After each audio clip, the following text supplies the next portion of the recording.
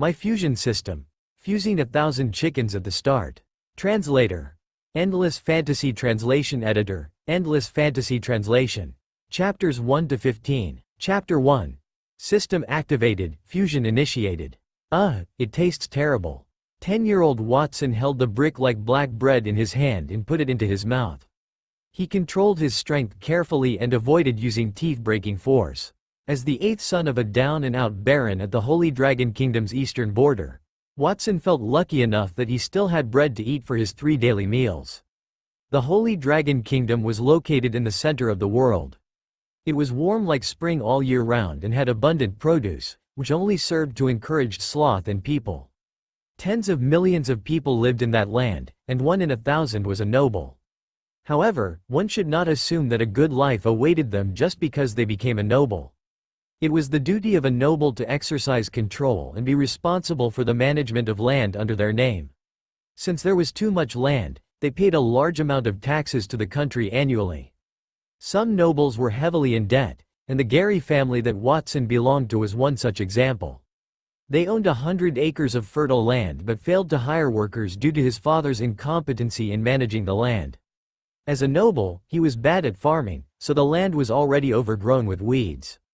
If not for the family's chicken farm, everyone would have starved to death. Life was already difficult to begin with, and Watson's 40-year-old idiot of a father could only rue their misfortune while drinking heavily and plowing his 38-year-old mother every night. He seemed eager to create another 9th sibling for Watson. When will this life end? Watson sighed. He endured all his suffering and swallowed that black piece of bread. Watson, why are you daydreaming here? If you have the time to daydream, why don't you come hunting with me? You've only been able to drink salted mincemeat soup every Monday recently, and if this goes on, you might only see meat once a fortnight. A crisp voice sounded behind him. Watson turned his head and saw a young girl pushing open the door of the 3-story wooden house. The young girl had a petite stature and carried a hardwood bow on her back. Her thin clothes were wrapped in a hide skirt. Her long purple hair was tied into a ponytail and she had a tender, far face. Meanwhile, those round amber eyes of hers were brimming with energy. Watson's turned his eyes and landed his gaze on 2 places. Her fair thighs covered in visible fine hair could be seen under her hide skirt when it swayed in the breeze. Her slightly bulging chest, the result of just entering puberty, made her look cuter than cute, making it difficult for anyone to take their eyes off her. Unfortunately, he was unable to have any evil thoughts towards that young girl. Scarlet, I'm not going hunting. Scarlet, the 7th born in the family, was only 1 year older than him. Compared to her eldest brother who went out to look for work, their second eldest sister who had been sent to the town after her magical talents had been noticed, and the rest of the older siblings who were either physically weak or did not like to go out, Scarlet was rather reliable as she knew how to lighten the family's burden. However, Scarlet's archery skills were merely average. Hunting down a wild rabbit took her several days of hard work to produce sharp wooden arrows, and it was hard to say which side was more profitable. You're not even going to come along for something that interesting? Forget it, you can stay here and help to look after the chicken farm. It's better than daydreaming. Scarlet's excited expression gradually cooled down. She went hunting purely out of interest and supplementing her family's expenses was merely incidental. Upon seeing that Watson did not understand, she muttered a few words of disappointment before turning around and leave. It was a chicken farm that was located in the backyard, the size of a football field. Upon hearing Scarlet's words, when Watson arrived here, he just happened to see 2 youths around the age of 16 walk out from within. They were strong-looking and looked almost identical to each other. 3rd brother, 4th brother. These were his 2 older brothers, Zeke and Zenoa. They were rumored to be twins born on the same day and possessed a special ability called telepathy, enabling them to understand each other's thoughts to a certain extent. Have you come to take care of the chicken farm, Watson? What a coincidence. The hens have just laid their eggs. We want to exchange some for toys, so don't tell father. Zeke reached out and patted Watson's shoulder. He had a shifty look on his face as he pointed at his bulging chest. The white eggshells could vaguely be seen inside. Zenoa whistled. 100 eggs should be enough to exchange for some candy and a slingshot for bird hunting. If we're lucky, we might even be able to exchange them for 2 good glass balls that we can play with.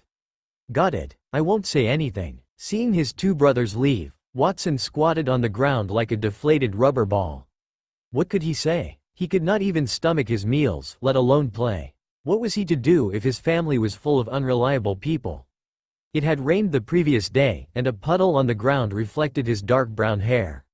His 10-year-old body was very delicate and only his eyes had a look of helpless maturity. Anyone who looked solely into his eyes would have thought that he was 30 years old. He was not originally from that world and used to be a stereotypical office worker back on Earth.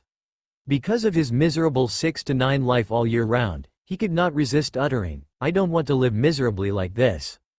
God eventually fulfilled his request by letting him transmigrate into the body of a baron's 8th child a week ago. Watson grabbed a handful of chicken feed from the simple wooden chicken shed and threw it on the ground. He looked at each of the thin and dull-looking hens as they extended their necks and scrambled over to gobble up the food. He then said resentfully, "If there is ever a day I can't take it anymore, I'll kill all of you and treat myself to a good meal." It was not easy for him to come to another world. So be it if he could not make a name for himself and become a hero, but he was not even able to live a rich life. All he could do was worry about these hens every day and spend his life in poverty, before finally dying of disease or hunger. The pain almost brought him to tears. Faint sadness detected. Super fusion system is activating. Activation successful. The host has obtained the ability to fuse all things and improve their quality. Magical beasts, ores, gold coins, magic. The system capabilities is limited only by the host's imagination. Could it be the legendary Midas touch? It was rumored that every transmigrator would receive a blessing from the heavens, and it turned out to be true. Watson was stunned. He suddenly felt an inexplicable message enter his mind, and a row of small glowing words floated above the head of the hen in front of him. Subject to fuse. Ordinary hen. Ability. Laying an egg a day. After fusion, the production speed and quality of the eggs will be increased. An increase in production speed? Watson's eyes lit up. Ordinary hens would usually lay only 1 egg daily, or 2, at most. There were more than 1,000 hens in the chicken farm as of then. As long as they each laid an additional egg every day, the family's assets would double. He was getting excited at the thought, so when the system asked, "Has a suitable fusion target been detected and is it ready to fuse?" he immediately agreed. Initiate fusion. Whoosh! With a soft sound, a white glow suddenly appeared in the 2 hens that were eating in front of him and they collided, turning them into a hen that was several times larger. It approached his feet and rubbed its head affectionately against him. Fusion successful. Fused object changed to hen king. Ability. Lays 2 delicious eggs daily. All creatures that had been fused by the system would be 100% obedient to him. Not only did the production rate of that hen king increase, the taste of the eggs increased too. Watson lowered his head and rubbed the hen's huge head. He looked around and suddenly had a bold idea. If fusing 2 hens brought about such a big change, what would happen if he fused all the hens present? Boom! Watson willed his thoughts into action, and all the hens in the chicken farm burst into a glow at that moment. They morphed into a huge colorful ball of light right before his very eyes and let out the faint cry of 100 chickens. Chapter 2. There are another 90 eggs just like this. Congratulations, host. You have successfully fused 1080 hens. You have obtained a gold-tier magical beast, pentacolor fragrant chicken. Following the system notification, the huge ball of light in front of Watson shattered to reveal what happened inside. A hen that was more than a meter tall and covered in colorful feathers walked out. Each feather was bright and colorful, as if it was burning with flames, and there was a golden crown on its head. As soon as it took a step, a sweet fragrance wafted through the air and Watson's entire body felt at ease after taking a whiff.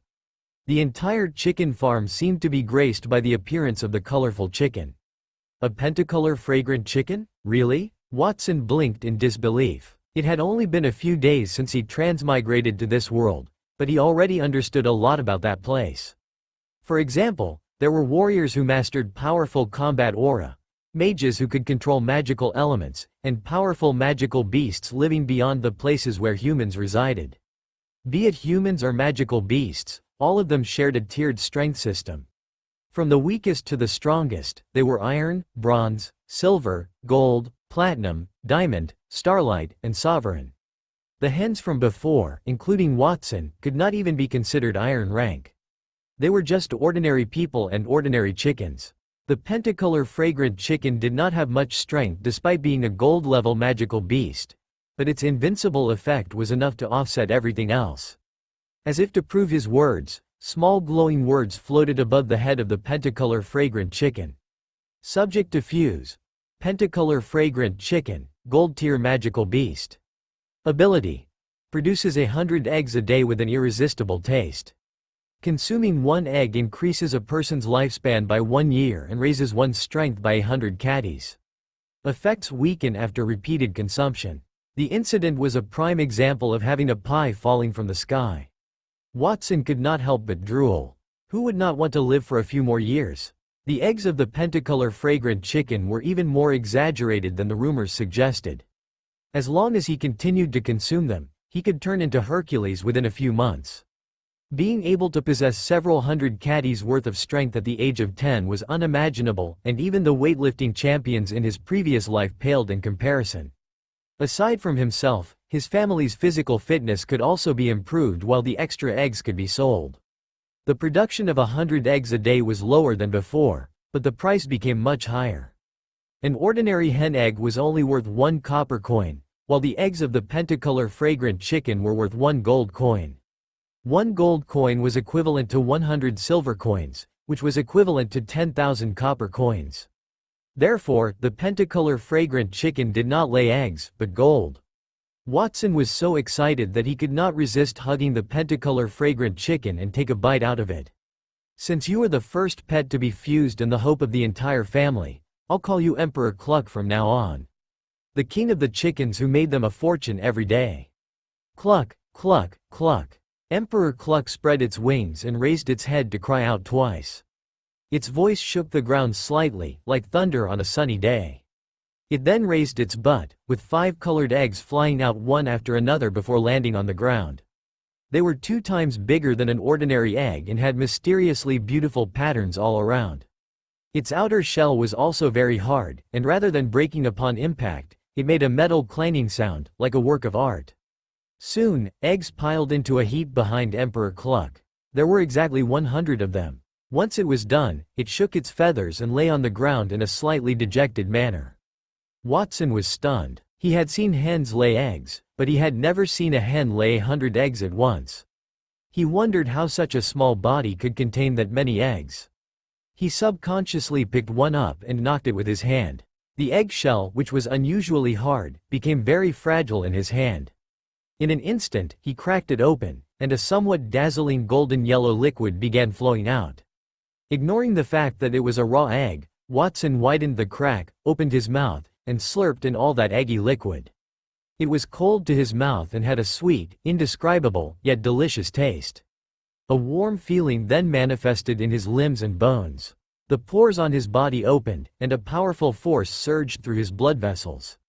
Watson gently rolled up his pants and looked at the calf muscles that were obviously thicker than before. He was so overjoyed that he was completely lost for words.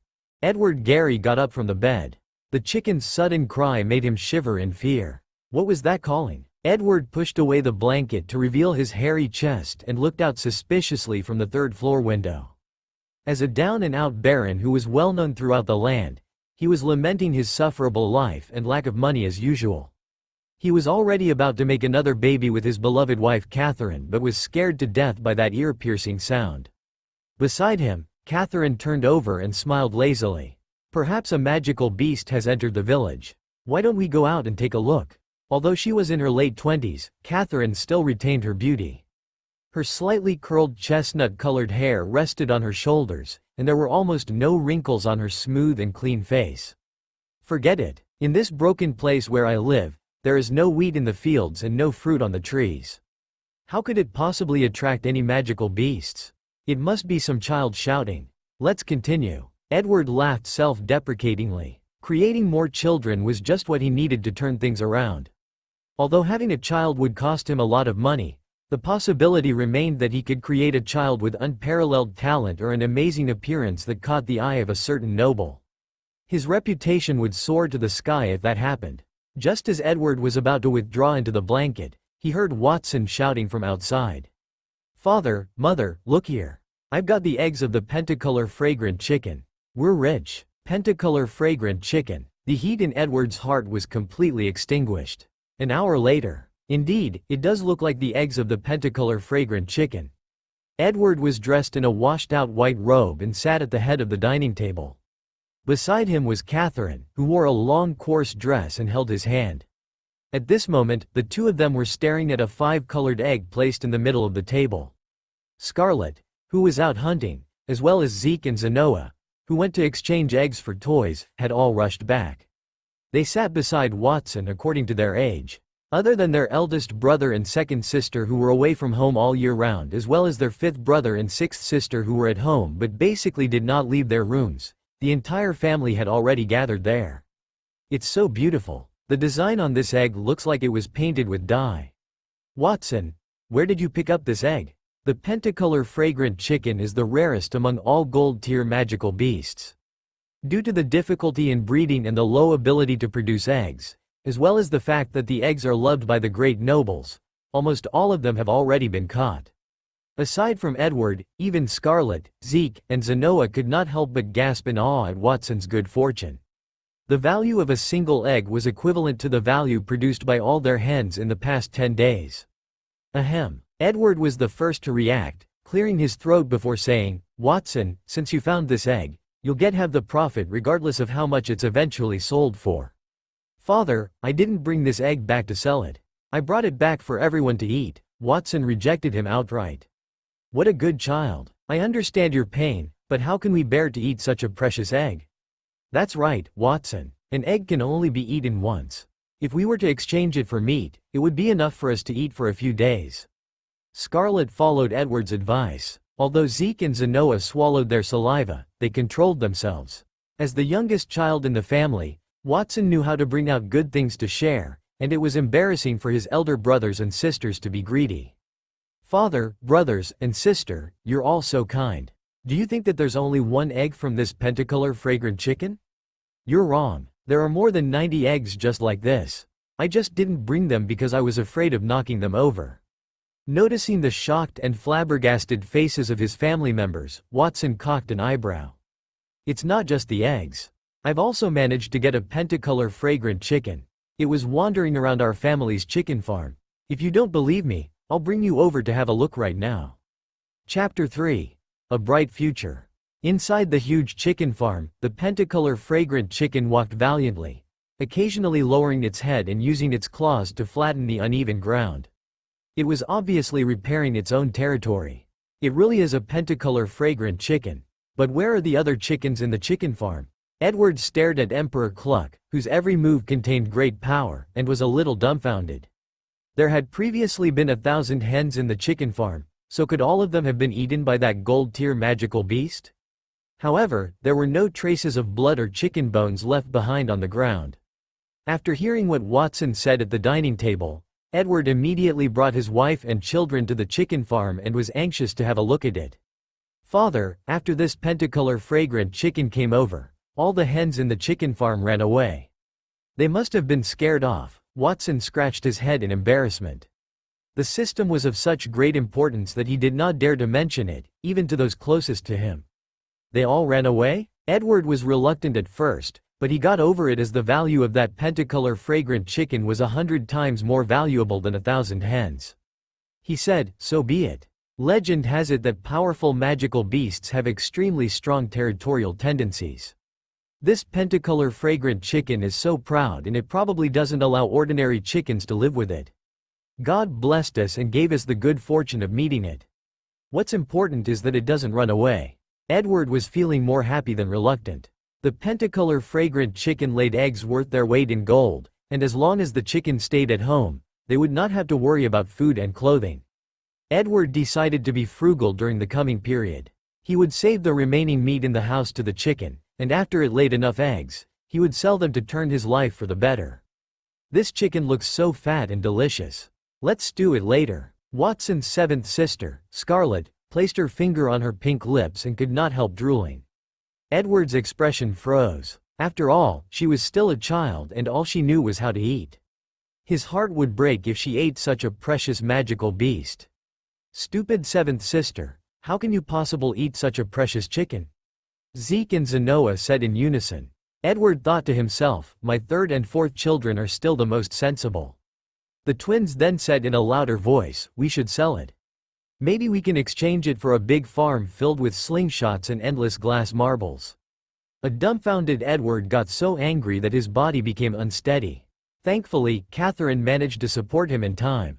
How did he father such prodigal children? One wanted to eat while the other two wanted to play. Was it that hard to be a little more business-minded? Brothers, sister, we can't sell this chicken.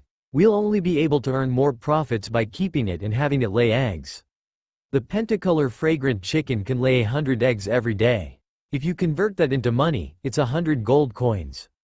After we minus the chicken feed and our daily consumptions, we can get a couple dozen gold coins.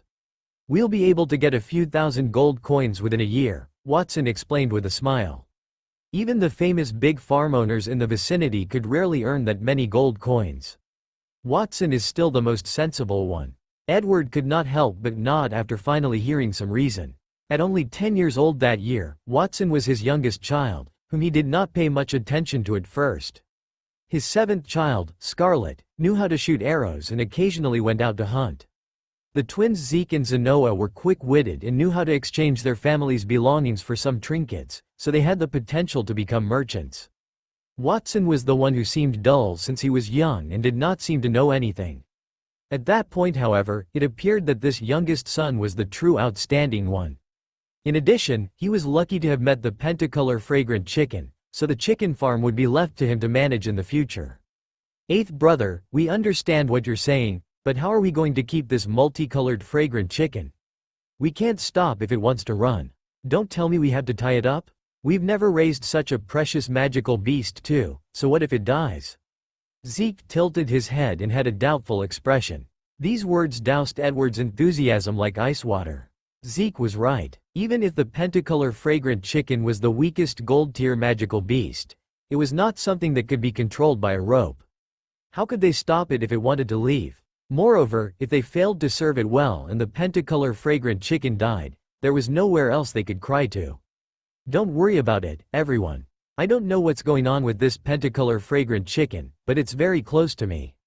It won't run away. Watson had a shy expression.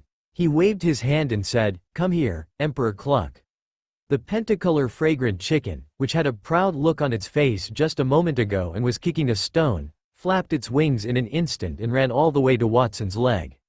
It rubbed its head affectionately and let out a series of clucks to ingratiate itself. That, Edward and the others exchanged shocked looks with each other. How could such a magnificent gold-tier magical beast be like this? This chicken is called Emperor Cluck? What a strange name. Upon seeing that the chicken was very close to Watson, Scarlet could not help but come closer. Come over here, Emperor Cluck. Emperor Cluck rolled its eyes at her, then raised its claw and stomped on the ground, instantly creating a half-meter deep ditch. It was a clear warning for everyone not to come any closer, and Scarlet was so scared that she retreated with a pale face. Emperor Cluck, this is my seventh sibling, Scarlet. You have to be more polite to her in the future. Otherwise, I'll punish you by not feeding you. Watson gave Emperor Cluck a kick, then turned around to discover his father and siblings looking at him as if he was a monster. His lips twitched. Why are you looking at me like that? Well, shouldn't we go back after seeing the pentacolor fragrant chicken? It's almost noon. Are you going to eat the chicken's eggs or not? Yes, of course. Edward was the first to react. With a wave of his hand, he immediately made up his mind and decided that he had to hand over the chicken farm to Watson. Half an hour later, everyone sat around the wooden dining table, and their mother Catherine distributed the eggs. One each, be careful not to burn yourselves. The large colored eggs were placed in front of everyone and were emitting heat because they had just been boiled. Watson picked up a fork and cracked the eggshell. He then used a small knife to cut open the colorful egg white. A golden liquid flowed out of the egg at once, emitting a gentle glow like the morning sun. A special fragrance assaulted everyone's senses and filling the entire room. It smells so good. Unable to hold it in anymore, Watson picked up the cut egg and slowly put it into his mouth. He had already eaten one earlier and it was his second egg of the day. It had a better flavor because it was cooked, and there was a creamy aroma as soon as it entered his mouth. It tasted even better than meat, and it was no wonder that those great nobles scrambled like mad just to eat some pentacolor fragrant chicken. The others ate in a very unruly manner compared to him. Scarlet's cheeks were puffed up and she licked her fingers, muttering in a muffled voice, "Wow, even the eggs taste good. I wonder what the chicken itself tastes like." Zeke and Zenoa were fighting over it, saying, "Give me a bite of yours, just one bite." Edward stuffed the egg into his mouth with a straight face, then stretched his hand toward his wife Catherine, who smacked it away begrudgingly. He smiled awkwardly. He said earnestly, "Ahem, the eldest and the second aren't home, while the fifth and the sixth have been staying in the room. This is for them. Don't get any other thoughts." Seeing Catherine's suspicions of him, Edward changed the topic. "I'm really not a glutton, trust me." "Alright, forget about it. Since everyone's here, I'll be announcing a very important matter. From today onward, the chicken farm will be under Watson's management. The eggs that are produced will be sold by third and fourth brother at the nearby farms. Does everyone have any objections?" Everyone else was fighting to eat the eggs, so they naturally had no objections. Watson smiled and said, "Thank you, Father." He looked at the sun outside, with sunlight shining warmly on his body. Watson finally saw a glimmer of light after transmigrating to that world a few days ago. With the pentacolor fragrant chicken, he believed that a bright future was ahead of him and he looked forward to it greatly. Chapter 4. Learning Magic. 3 days had passed since Watson fused the pentacolor fragrant chicken. The family's food situation improved considerably. They were usually only able to drink meat soup once a week, but they could now eat eggs that tasted better than meat. Even the fifth sibling Peter, who was sick and constantly bedridden, was eating, and the sixth sibling Margaret, who locked herself in her room and spent all her time reading, spared some of her time to come down on a few occasions to express her gratitude to Watson. Little else could be said about his father Edward and his mother Catherine, who worked even harder to produce babies after they had eaten well and their bodies had extra strength. Watson had to endure their tortuous moans every single night. During those few days, his seventh sibling Scarlet did not go hunting anymore.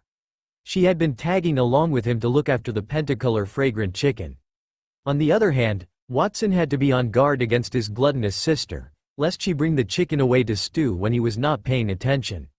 Our eldest and second eldest siblings aren't around, so there's a total of 8 people in the house. All of us eat a total of 24 eggs every day. Right now, there are still more than 300 eggs left from the pentacolor fragrant chicken. It's time for third brother and fourth brother to take them to the nearby farms and sell them, Watson muttered to himself as he went up to the attic on the roof of his house. The attic was filled with miscellaneous items and books that Edward had collected.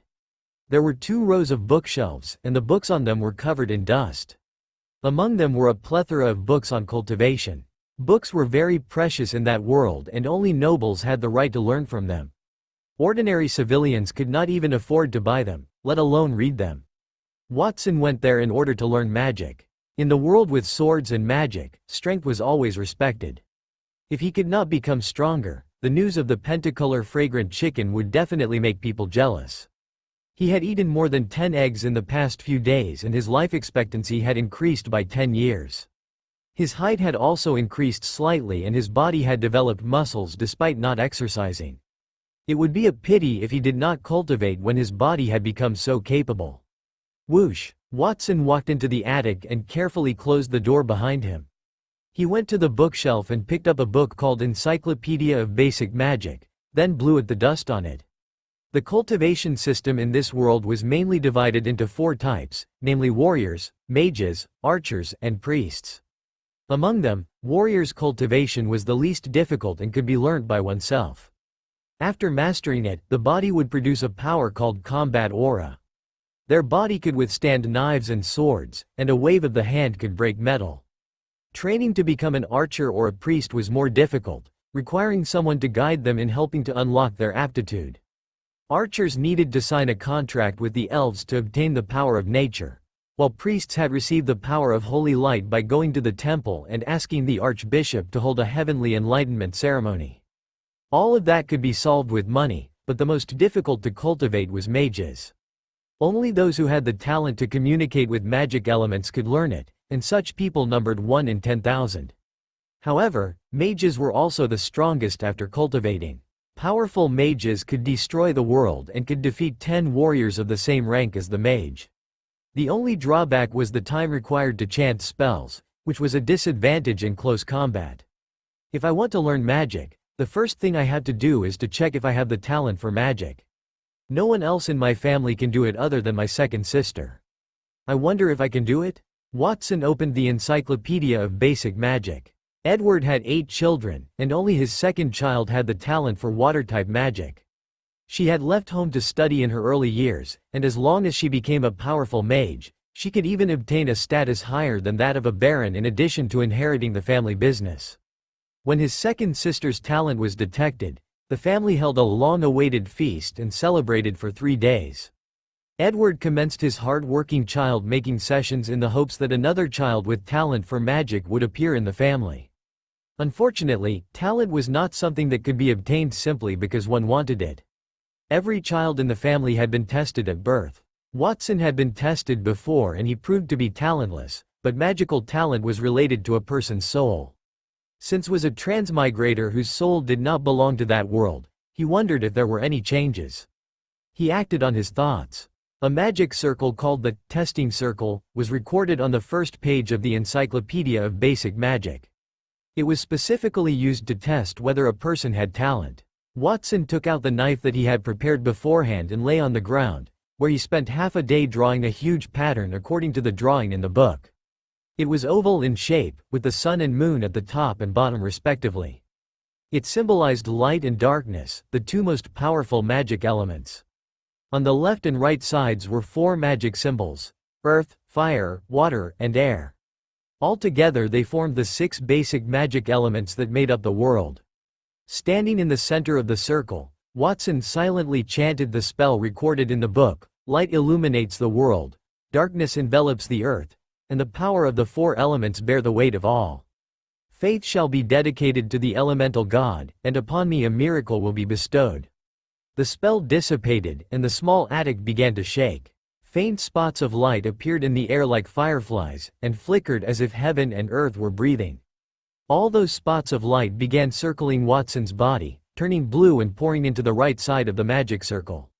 A symbol formed by 3 wave-shaped stripes emitted the sound of the churning ocean. It was not raining, but the floor became wet, and Watson's body was even emitting a dazzling blue light. I really have a magic talent? Watson was pleasantly surprised. Any one of the magic circle's 6 elemental symbols that lit up represented a magic talent. The brighter the light, the stronger the talent. His magic talent was water. Although his talent was not the strongest light in darkness, the water symbol seemed quite bright. Such quality could only be found in 1 out of 100 mages. Since he had already tested his talent, Watson was ready to learn magic immediately. He flipped the book in his hand to the chapter on water magic. Watson glanced at the 2 iron tier spells recorded on it. The book only had iron tier spells despite Edward spending a considerable amount of money to get. Magic books with higher tier spells were hard to come by, so it could be said that the mage profession was one that burned money. The 2 water element spells were: drizzle spell. After being cast, drizzled rain can be sprinkled from one's fingertips in order to accelerate the growth of crops. Water ball spell. Condenses water to a ball the size of a fist, with a target range of 100 meters. Watson learnt those 2 spells with just a few glances, perhaps because he had good talent. Drizzle spell. According to the book, Watson mobilized the magic elements and felt a long river surging in his body, gathering in his right hand. At that moment, his palm had turned into a sprinkler head and his 5 fingers were the sprinklers. Drops of water dripped down from his fingers and landed on the ground, filling the air with freshness. Next, he tried the water ball spell. A fist-sized crystal ball of water gathered in his hand. With a wave, it landed on a wall a few meters away, leaving a pool of water on it and causing the wall to shake. Not bad. Watson tried it a couple more times and felt his body weaken. He sat on the ground with a pale face. The drizzle spell did not seem to be that lethal, while the water ball spell had a strength of about 100 caddies, which were barely enough to push down an adult. Disappointment soon followed after his initial excitement. They're iron tier spells after all. Sigh, they're easy to learn, but they're not very powerful. Magic books with higher tier spells are only available in big cities, and it must be very difficult to find them. If that wasn't the case, my second sister wouldn't have left home without coming back for so many years. Am I destined not to become a powerful mage in the short term? Do not fret, master. The system can fuse all things, so it also fuse spells and raise their quality. Your burdens will be shared. It was then that the system's voice rang in his ear. Watson's face was filled with joy. Of course, how could he have forgotten about that? Fusing two different iron tier spells will create a bronze tier spell. Suitable fusion target has been detected. Would Master like to fuse them? Do you even need to ask? Fuse it, of course. As soon as Watson's voice fell, the knowledge pertaining to the drizzle spell and the water ball spell merged suddenly in his mind and turned into a brand new spell. Chapter 5. Bronze Tier Magic. Congratulations, Master. You have successfully fused the iron tier spells Drizzle and Waterball to create bronze tier spell Thunderstorm. Following the system notification, Watson opened his hands. A dazzling sky blue light condensed into fist-sized water balls. There were more than 100 of them, densely covering the entire attic. Each water ball was comparable to the water ball spell earlier, and the water vapor was connected to form a thick layer of clouds.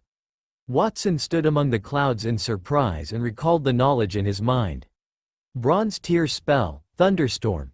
Summon a layer of clouds and produce rain within a maximum area of 100 square meters. If iron tier spells were said to be rudimentary and one's body could only barely communicate with the elements, then bronze tier spells were considered to have reached the advanced level. A mage who mastered a certain tier of magic would be classed according to that tier, and there was more than 10 times difference strength between iron tier and bronze tier mages. For example, the bronze tier spell he had mastered retained the effect of the drizzle spell, but the original water droplets had expanded into water balls. Once they fell, it was equivalent to hundreds of water balls hitting the ground at the same time. They nourished everything and had a destructive power at the same time. Watson did not expect the spell to change that drastically after fusion. Before he could cancel it, the water balls floating around him fell onto him at the same time, as if the sky had collapsed in an instant. Boom! With a muffled sound, hundreds of water balls merged into a waterfall and swept across the floor, breaking the door of the attic and the windows. Near the windows, the wall made of mud and wood collapsed with a crack. A river about a few meters wide sloped out of the wall and spurted out, while a long rainbow appeared outside the house. Watson stood in the attic and watched as the debris in the house was washed away. Even the two bookshelves in the corner fell to the ground and all the books were soaked in water, leaving him dumbfounded. Then, he snapped back to his senses and quickly carried the bookshelves to save the soaked books. What happened? Is there an earthquake? It didn't rain today. Why is the roof leaking? Exclamations came from downstairs. Led by Edward and Catherine, Scarlett, Zeke and Zenoa followed closely behind. They rushed to the attic in a hurry only to see a fallen door panel and the half-collapsed wall behind Watson. The blue sky was in full view and they were all dumbfounded. Were you taking a shower upstairs, Watson? Did the water pipe explode? His two brothers asked. Well, Watson smiled in embarrassment and hid the magic book behind his back. Edward noticed Watson's movements and saw the magic formation carved on the ground. His eyes immediately lit up. Watson, are you secretly learning magic? Learning magic? Impossible. When they heard that, everyone had an even more shocked reaction compared to when they found out that Watson was bathing in the attic. Didn't we test Watson before and he didn't have any magic talent? Catherine shook her head and tidied her open collar. Edward had been clapping her cheeks downstairs, but they were interrupted with a loud noise from above that shook the entire house. She hurriedly put on her clothes and followed Edward up, and at that point, there was still a rosy flush on her face. Watson's seventh sibling, Scarlett, said, "That's right. During the test, eighth brother's perception of magic elements was even weaker than mine. It's very difficult for eighth brother to learn any cultivation profession, especially mages." Ignoring the others, Edward walked to Watson's side and wiped away the droplets on his son's face. He stretched out his hand and said, "Hand it over. Don't hide it anymore." Seeing as he could not hide it anymore, Watson handed the magic book to Edward and smiled shyly. Hee, I've made you worried, father. I was studying this book just now and accidentally learned 2 iron tier spells. The result was a big commotion. He really was studying magic. Edward glanced at Watson with a meaningfully. He knew that the spells recorded in this magic book were very basic. Mere Iron Tier spells could never make such a big commotion, but he did not ask further since Watson was reluctant and simply offered some words of praise. God blessed us with a second mage in our family. We'll have a good meal later to celebrate. Although he did not know how the untalented Watson managed to learn magic, Edward was too lazy to get to the bottom of such a joyous occasion. Originally, there were so many children in the family who had no hope of inheriting the title of nobility, except for the second child who was a little promising. However, there were now 2 mages in the family, and their nobility title would definitely be preserved. After all, having 2 mages in the family at the same time was something worth celebrating, even for some of the great nobles. Catherine was excited too. Quick, Zeke, Zenoa. Take the pentacolor fragrant chicken's eggs that have been stored in the chicken farm. Let Watson eat 5 for lunch, no, 10. Got it, mother. Zeke and Zenoa turned around and left with smiles on their faces. They were very happy to know that their 8th brother had the talent to learn magic. Scarlet was the only one who pouted unhappily. She had always liked her youngest brother very much, and since the 2 of them often hunted together, her idea was to protect her brother as an elder sister. She had been working hard to become an Iron Tier archer, so how did Watson suddenly become a mage? How could she protect her brother in the future? Each member of the family had their own thoughts, and half an hour later, Watson was invited to the center of the dining table. He looked at the 10 boiled pentacolor fragrant chicken's eggs in front of him. He wanted to cry, but the tears would not come. More importantly, Edward kept saying, "Eat more. Now is the time for you to grow. You need to nourish your body." Although the eggs were delicious, one could easily get fed up after eating too much of them. He had eaten plenty of eggs in recent days and the effects had weakened considerably. In the beginning, eating 1 egg could increase his lifespan by 1 year, but it now took 10 eggs to increase it by the same duration. The improvement to his body was no longer significant. Unable to withstand his parents' expectant gazes, Watson could only pick up his knife and fork. An hour later, Watson wiped his mouth and walked outside to a field full of weeds. He had eaten 10 eggs in a row, and had it not been for the fact that he could not eat any more, Edward seemed eager to feed him more. Everyone else had only 1 egg to eat, and Scarlet was even denied a second. After eating, Edward asked Zeke and Zenoa to sell 200 of the eggs to a nearby farm. Getting money was incidental to the main purpose, which was to exchange for some exquisite meat and rice noodles to nourish Watson's body. Edward seemed to treat Watson as his most beloved child. After the latter, he discovered the pentacolor fragrant chicken and subsequently became a mage. Watson did not know how else to persuade him. His stomach felt really uncomfortable, so he went there for a walk. The farmland was also his family's property and they totaled up to 10 acres. Because there were few people in his family and no one knew how to plant crops, it had long since been abandoned. Watson thought for a moment. Since he had learned magic, using the system to fuse it would only make it stronger. Other than raising chickens, he ought to cultivate some proper crops there. As he was earlier unable to execute the spell to its full extent in the attic, he wanted to experience how strong the bronze tier fused spell was. With that thought, Watson opened his arms and cast a thunderstorm in the empty field. Let the storm come more violently. Boom! There was thunder in the sky. A black cloud layer that stretched for 100 meters suddenly gathered in the bright blue sky and there were flashes of lightning. Blue water balls the size of fists began raining down one after another, dropping onto the ground like cannonballs and creating a deep pit in the field. The scene could clearly be seen within a radius of several kilometers. The workers in nearby farms raised their heads in surprise. What's going on? It looks like it's going to rain, but why is it only raining in one place? This is the first time I've seen rain as heavy as a fist. It'll probably kill me if it falls on my head. Chapter 6. The eldest son returns. On a wide road not far from the farm Watson was at, 6 people wearing armor and holding long swords walked along the road. The leader had thick eyebrows, big eyes, and a strong build. His looks were 70% similar to Watson's, and the huge sword on his back was as thick as a door. "Vincent, if you want to marry our daughter, you must prepare a betrothal gift. Lord List said that it has to be 100 gold coins. Any less and he would not allow you to enter." A sarcastic voice came from behind. The man who looked like Watson turned his head and noticed that the speaker was a middle-aged man with pointy ears, monkey cheeks, and a handlebar mustache. He squeezed out a smile with difficulty. "Fret not, Captain Wesley. My ancestors were great nobles. Although my father left the family and is now only a poor baron, the family still has a piece of abandoned farmland. If we sell it along with some other miscellaneous things, we should be able to gather 100 gold coins." 7 days. What? I said I'll only give you 7 days. Our daughter is not only beautiful, but also well educated. Those who want to marry her can line up from one farm to another. You're just a small-time Iron Tier warrior. You're the one who gets the glory if she marries someone like you. She can't wait a few years for you to raise the money. If you can't collect 100 gold coins in 7 days, you can forget about it. Wesley stretched out his finger and shook it. The sarcasm was clearly showing from his words. 1 gold coin was enough for an ordinary family to live frugally for a year. 100 was daylight robbery.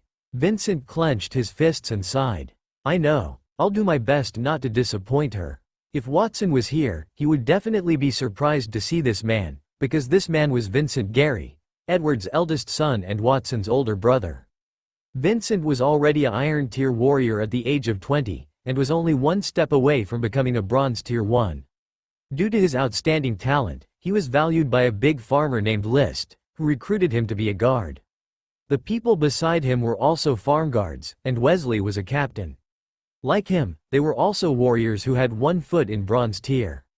As the eldest son, Vincent had left home from a young age in order to reduce the burden on his family. He had always been thinking about how to earn money.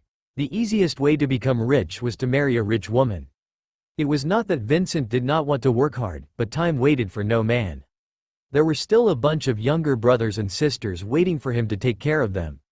If all of them relied on him to keep their feet on the ground, the whole family would starve to death sooner or later. In that world, a man and a woman could get married if they reached the age of 16 and 14, respectively. The young lady he wanted to pursue was List's daughter. As a famous landlord in the neighborhood, List was also a baron, but he was different from a down-and-out baron like Edward because List was stinking rich. Aside from having hundreds of guards, he also had thousands of farmers. Marriage was something that a man had to be responsible for. Even if he married a village girl, the other party's parents might not agree if the betrothal gifts were not enough, and that was much truer for a rich daughter. He had been pursuing her for a long time before she was finally willing to marry him. I'll just bear with these little losses before me in order to let my family live a better life. While Vincent was comforting himself, a dark cloud suddenly floated in the sky not far away, followed by a thunder-like sound. A fist-sized water ball fell from the sky.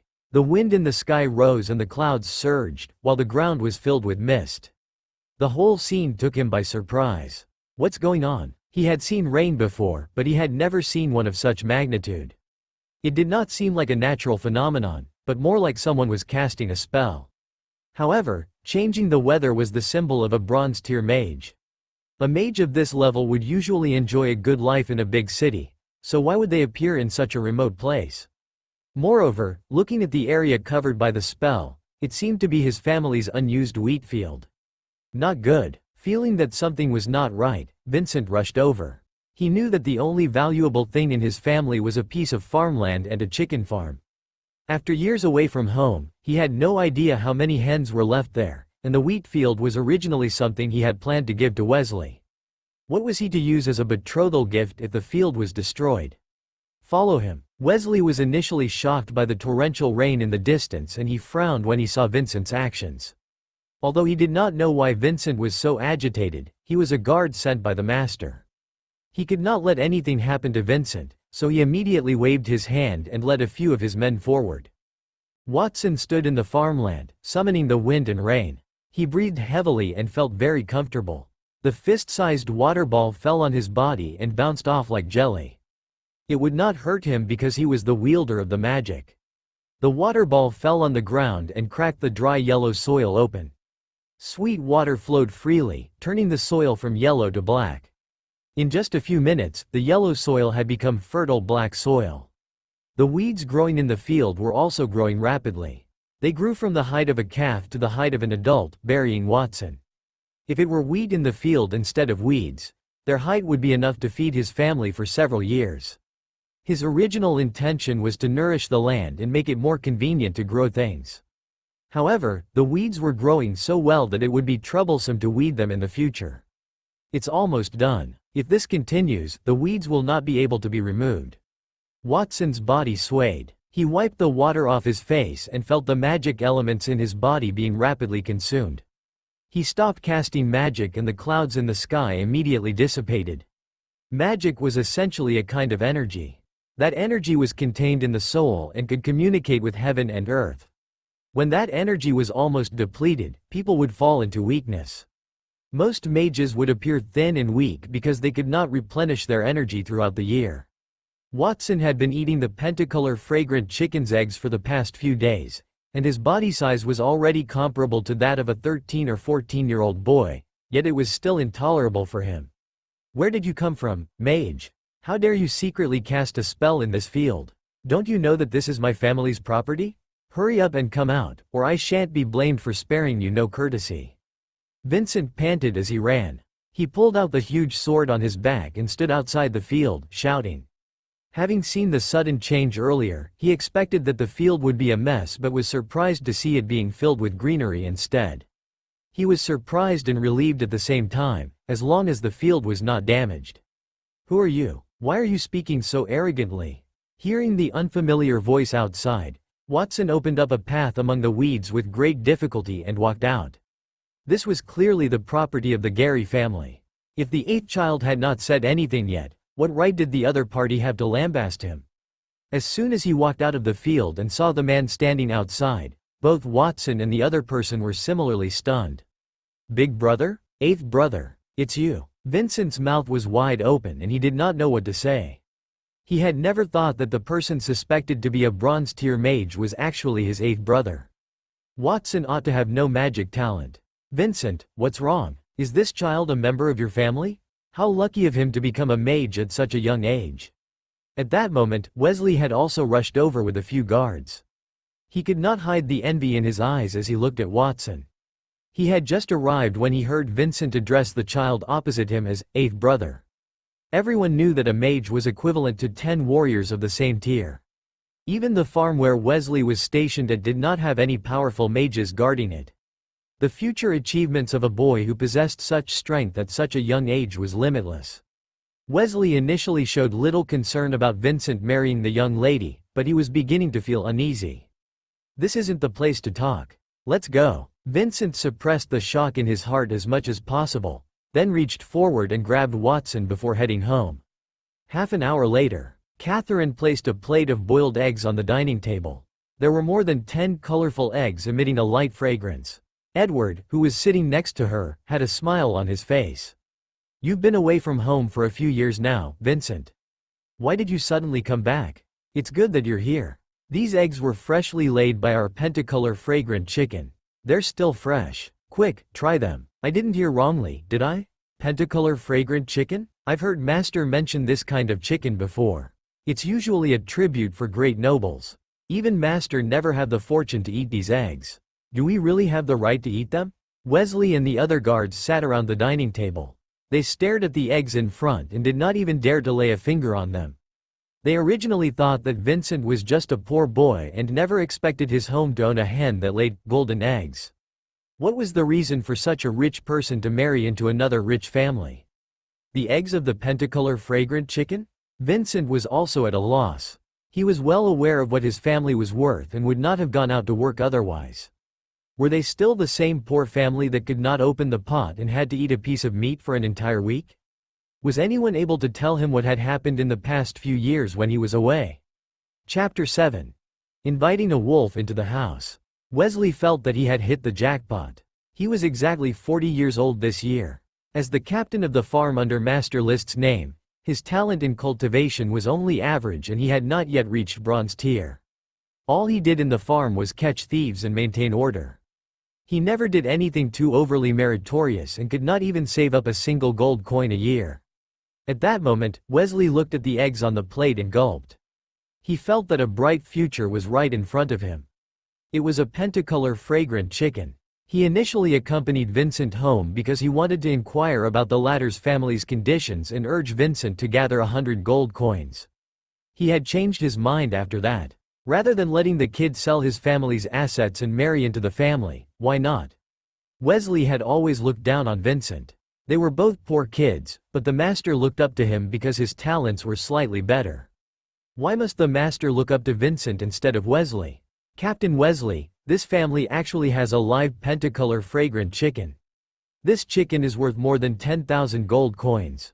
Now that we know the situation, should we go back and report it to master after we finish eating?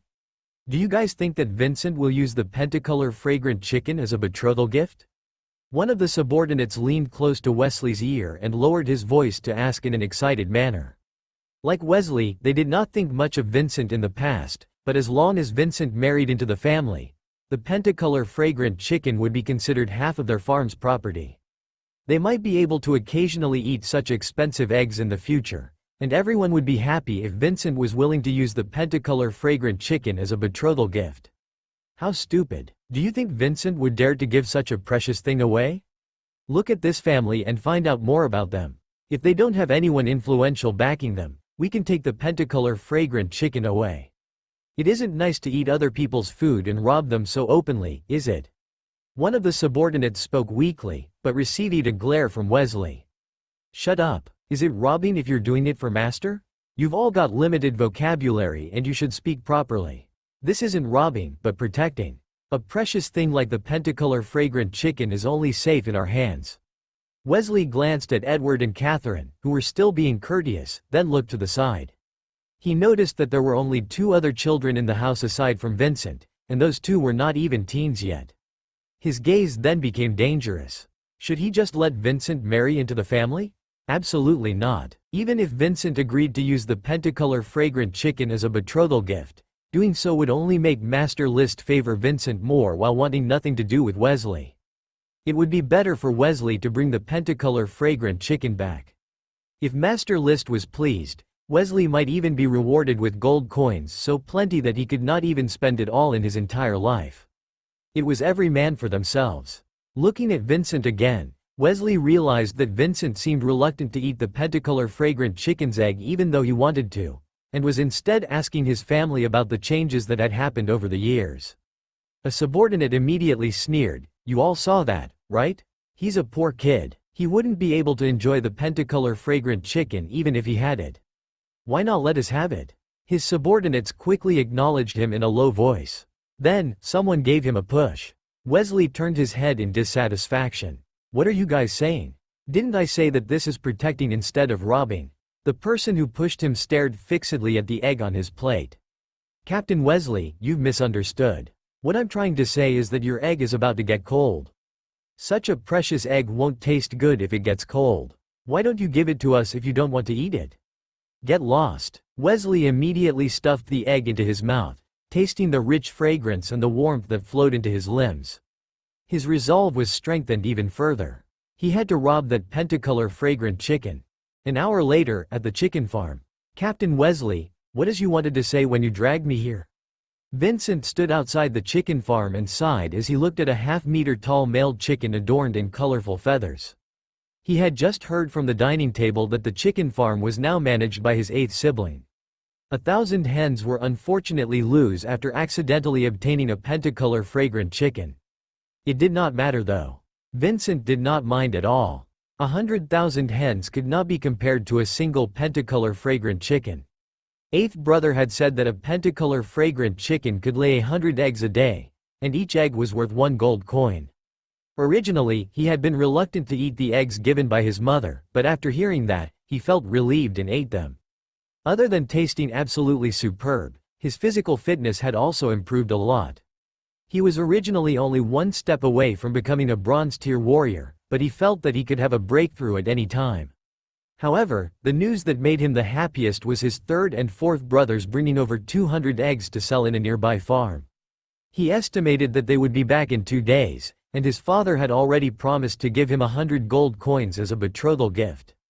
Vincent could not help but smile because he was in a good mood.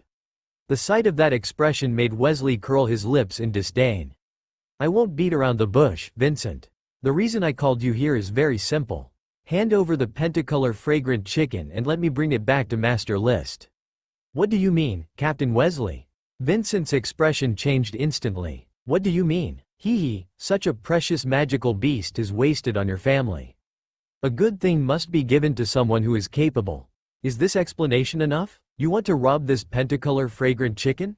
You're crossing the line. Their family had good intentions and did not skimp on the eggs of the pentacolor fragrant chicken.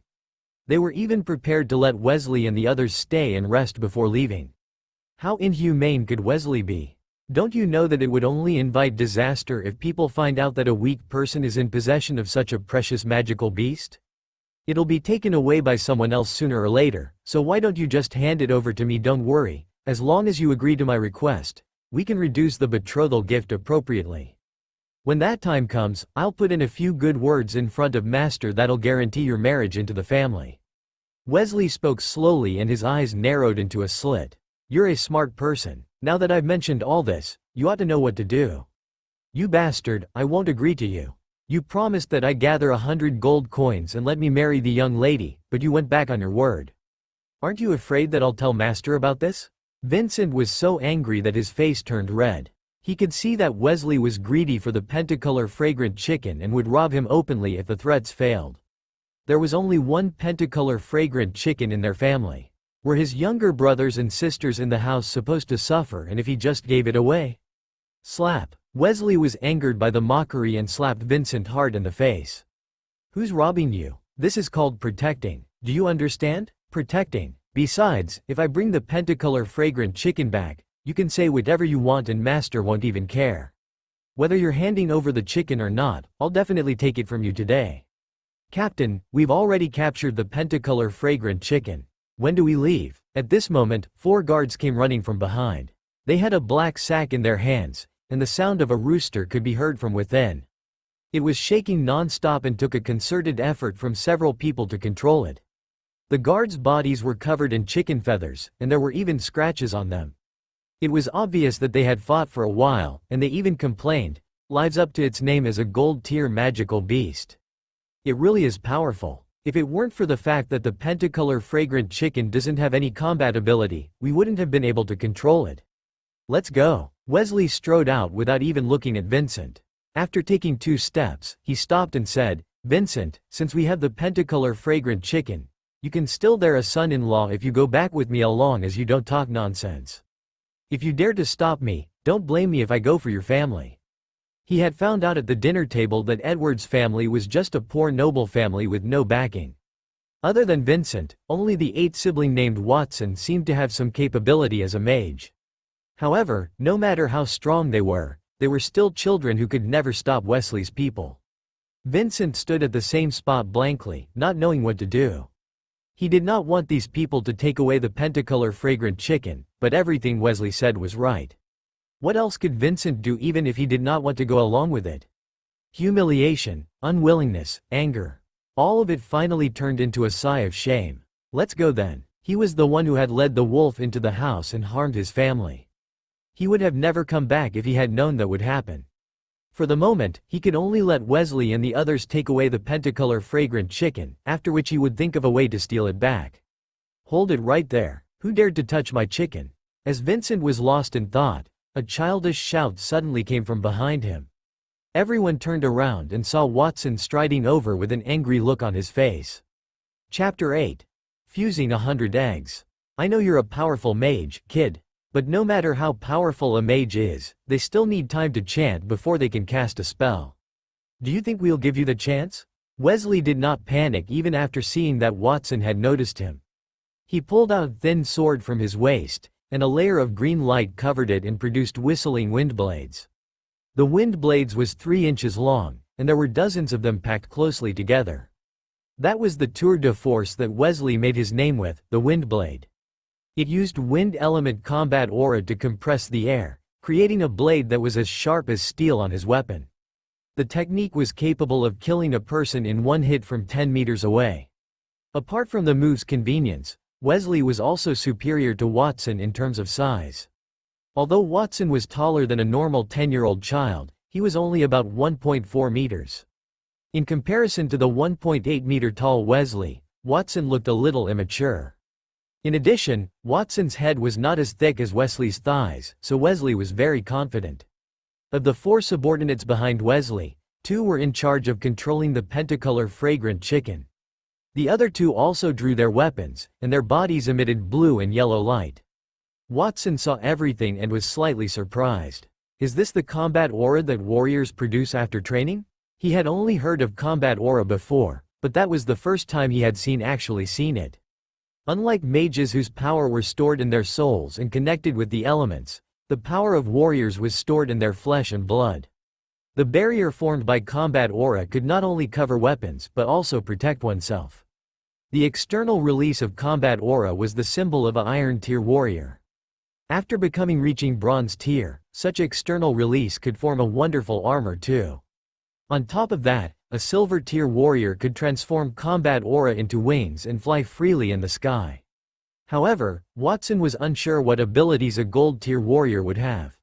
Unlike the 2 subordinates who had rather thin combat aura, Wesley was very close to Bronze Tier even though he had yet to reach that level. As a result, his wind blade spread along his weapon, around his right arm and circled half his body. Watson had no doubt his bones would be sliced off if he touched the wind blades on the other party's body.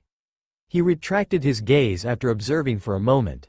It was the first time he had seen a warrior's cultivation method, so he was very curious about it. However, his feelings toward it were only to the extent of curiosity and he was not at all afraid. In fact, he had already suspected something from their gazes when they came over. Barely seconds into the meal, Wesley's people started to ask about Edward, such as what his ancestors did, if there were any good farmers nearby, or if they knew any strong people. Watson's stupid father did not hold back on those topics. He said things like, "My ancestors were great nobles, but I left because of some reasons, and, how can I possibly know anyone now that I'm living in this poor rural area?" Watson simply listened speechlessly. His father's brain had probably become damaged after trying to spawn every day. How could he reveal everything just like that? Even if the other party did not want to rob the Pentacolor fragrant chicken, they would have wanted to after hearing his words. Watson originally did not plan to take out the Pentacolor fragrant chicken's eggs, but it was Edward who did not heed his dissuasion. He thought that Vincent could marry into the farm and the family would have a backer from then on, so he insisted on using the eggs to show off and curry favor with the other party. As a consequence, the Pentacolor fragrant chicken was going to be robbed. Nevertheless, Watson was only a child. What was he supposed to say in front of his foolish father? "Wait, Wesley, don't attack my 8th brother. I'll leave the Pentacolor fragrant chicken to you. I'll go with you." Vincent had an anxious look on his face. He opened his arms and blocked Watson. When he saw his 8th brother summoning the wind and rain in the field, he knew that his brother was learning magic. Watson might not be weak, but he was only a child. Fighting was not a simple contest of strength. Any one of the guards on the opposite side had taken a few lives. If they really fought and there was bloodshed, Watson might even be afraid to execute his magic out of fear. The Pentacolor fragrant chicken was definitely going to be taken away, but at the very least, he had to protect Watson. Other than his second sibling, Watson was the only one who could learn magic. How could he explain to his parents if Watson ended up injured? "Vincent, I asked you to come with me just now, but you didn't. It's too late for you to agree now. Let me tell you the truth. I've always felt that a poor boy like you is not worthy of Our Lady. Master is just being kind. Do you really think that he cares about your 100 gold coins?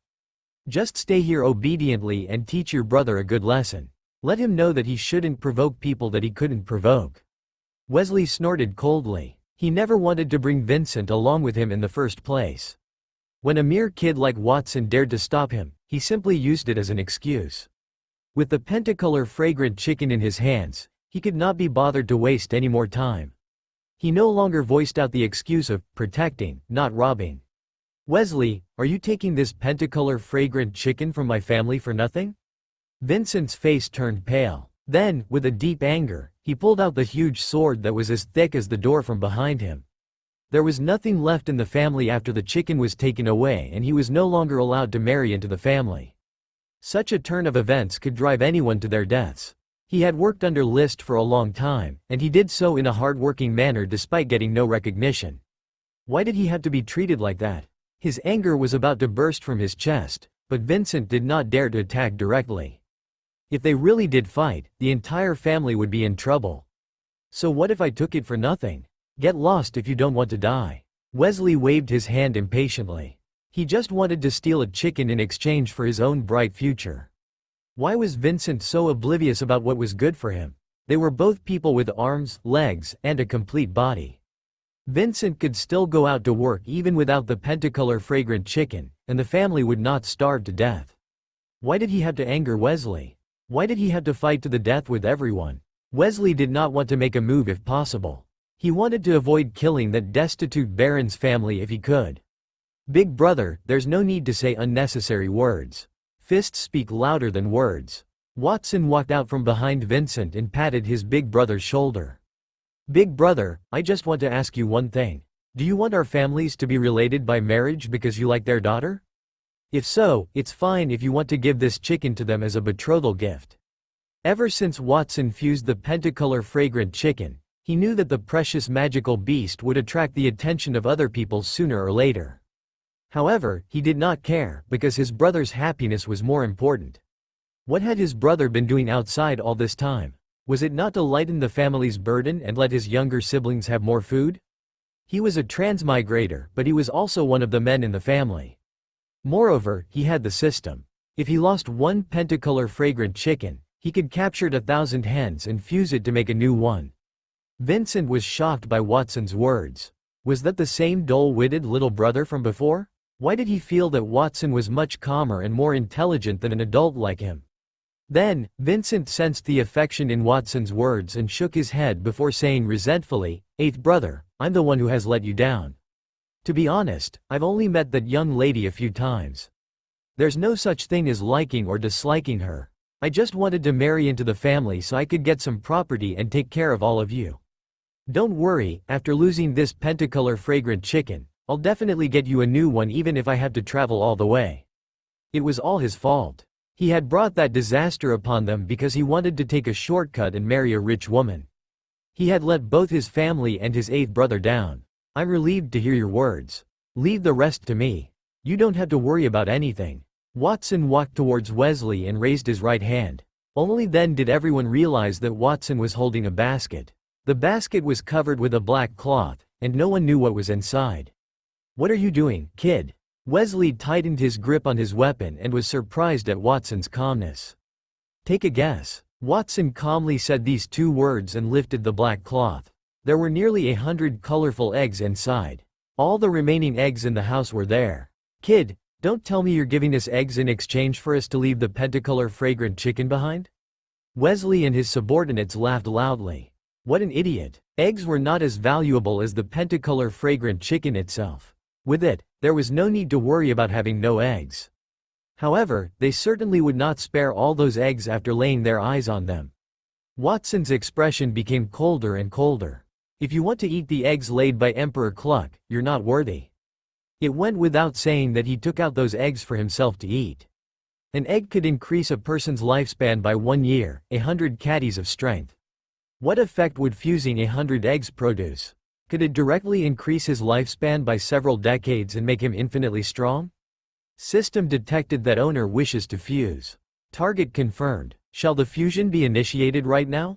Fuse. Chapter 9. Infernal Phoenix Egg. In Watson's eyes, there was a row of small glowing words floating on the eggs in the basket. Pentacolor fragrant chicken eggs. Effect. Excellent taste. Consumption while consuming one egg increases a person's lifespan by 1 year and raises one's strength by 100 caddies. Effects weaken after repeated consumption. As soon as he uttered the command, the 100 eggs inside the basket instantly turned into a glow and merged together. However, its size had shrunk and it turned into an egg the size of a lychee. Calling it an egg was not entirely appropriate. The translucent glass-like shell had a picture of a phoenix bathing in fire on it. It emitted a gentle glow, and its heart was beating as if it contained life. The moment it appeared, a fragrance that elicited intense urges was wafting in the air, making everything seem like a dream. It was no longer an egg, but a pearl, a work of art. Congratulations, Master. Fusion success. You have obtained the infernal phoenix egg. Infernal Phoenix Egg. Effect. An egg from the legendary phoenix. Has irresistible taste. Consumption will increase your lifespan by 100 years and raise your strength by 1,000 caddies. There is also a small chance of awakening the phoenix's divine beast bloodline. Only effective when consumed for the first time, cannot be incubated. What was that thing? As they stared at the thing in Watson's basket, Vincent's eyes widened as well as Wesley and the others. So many high-value pentacolor fragrant chicken eggs disappeared just like that and even turned into a small ball? Was it magic or were they hallucinating? However, the pressure emanating from the small ball caused a battle-hardened Iron Tier warrior like Wesley to feel an urge to kneel down. One look was enough to tell that it was something good. Hand it over, kid. Before he could finish his sentence, Watson had already stuffed the phoenix egg into his mouth under everyone's eyes. A scorching aura entered his body, traveling from his throat to his stomach, opening up his blood vessels as white steam poured out from the pores on his body. Watson's face was tensed up. His skin was dry and red, like a chicken being roasted over a fire. What was the pinnacle of a chicken? The answer was a phoenix. Watson had only transmigrated to that world for a few days, but knew that the birds, chickens, and similar magical beasts in the world were all descendants of the legendary phoenix. The pentacolor fragrant chicken was one of the best among the fowl-type magical beasts, and there was a minute trace of divine beast bloodline in its body. At that point, the bloodline had been infinitely magnified and the egg had turned into a phoenix egg. The things that his fusion system fused could not be likened to 1 + 1 = 2, but more like 1 + 1 = 10. Watson would not have been unprepared after knowing that it would be hard to keep the pentacolor fragrant chicken. At this moment, the system's voice sounded again. Congratulations, Master. You have successfully absorbed the infernal phoenix's egg. You have gained 100 years of life and 1,000 caddies of strength. You have also awakened a trace of the phoenix bloodline and activated the phoenix wings. Whoosh! Along with that sound, white steam began coming out from Watson's pores along with black dirt. That dirt was the impurities in his body. Immediately after, the clothes on his back were stretched open, and a pair of flaming feathered wings appeared. They were more than a meter long and were unusually beautiful. Every feather was as thin as a cicada's wings, and if one looked carefully, they would notice crystal-like patterns on the wings that rivaled even the best of crystals. With a gentle wave, the impurities on the surface of his body were completely burned away. Like a phoenix reborn from the flames, Watson had also broken out of his cocoon and become a butterfly. He could feel the knowledge appearing suddenly in his mind. Phoenix wings. Capable of flight and releasing phoenix flames. Wings can also be turned into swords and shields to block the attacks of bronze-tier individuals. Defensive capabilities increase with the strength of its owner. The phoenix bloodline was awakened along with wings? Watson was delighted. He had originally planned to obtain 1,000 pounds of strength, as that was enough for him to deal with those guards with the help of magic and his big brother. The turn of events came as a pleasant surprise. Ever since the ancient times, only a silver-level professional or a mage could do that. If news of him breaking that rule were spread out, it would suffice to drive people insane. At that moment, he was already considering whether or not to sell the eggs after they were fused. Hand over the pentacolor fragrant chicken. He gestured to Wesley, who was standing opposite him, and the phoenix wings on Watson's back flapped violently. A holy white flame burned the air and charged straight at Wesley. Are these combat aura wings? Wesley stared at the wings, and his eyes almost popped out. The child in front of him was a silver-tier warrior? For the record, even the strongest warrior in their farm was only bronze-tier, and a great noble would even have to treat a silver-tier warrior with respect. Watson was 2 tiers higher than Wesley, but the latter did not sense any fluctuations of combat aura from the boy. Wesley started to doubt himself, but it was already too late to retreat. He could only raise his thin sword and use his windblade. The violent combat aura of the wind surrounded his body, expanding the blade by 10 times. The 10-meter-long sword shadow flashed toward Watson, splitting the holy flame in half. The sword aura split the waves. Danger! Vincent shouted. He did not have the time to bother about why 2 fiery wings grew out of his 8th brother's back and whether or not the boy was a silver-tier warrior. He simply rushed out. He knew Wesley's strength very well. The windblade was as fast as the wind and could pierce through several layers of steel plates. Wesley had once used this sword to split open a wild bull that was running wildly, which was a clear sign of how powerful it was. Before Vincent could react, however, Watson's right wing had already swept over.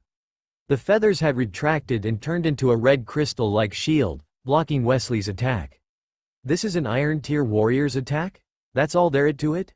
The wing that blocked the sword aura did not mess up a single feather. As Watson spoke, he waved his hand and the other wing's feathers became erect. Whoosh, whoosh, the sound was incessant, and they all turned into burning lights as they flew toward Wesley. The combat aura barrier that capable of block the sword aura was penetrated at once, burning Wesley's armor to ashes. His hair was disheveled, and his body was charred black. Wesley knelt on the ground, his eyes wide open in a daze. If he could be defeated that easily, then it was definitely combat aura that had transformed into wings. He had asked around at the dining table, and knew that there were no strong individuals in Edward's family. The child named Watson was clearly a mage, but how did he suddenly become a silver tier warrior? He would not have made a move if they had told him about such a talented child in the family. Was it all a lie? There were a few feathers stuck on Wesley's body, but not a single drop of blood flowed out. The temperature of these feathers was too high, so his wounds were burnt into a char before he could bleed.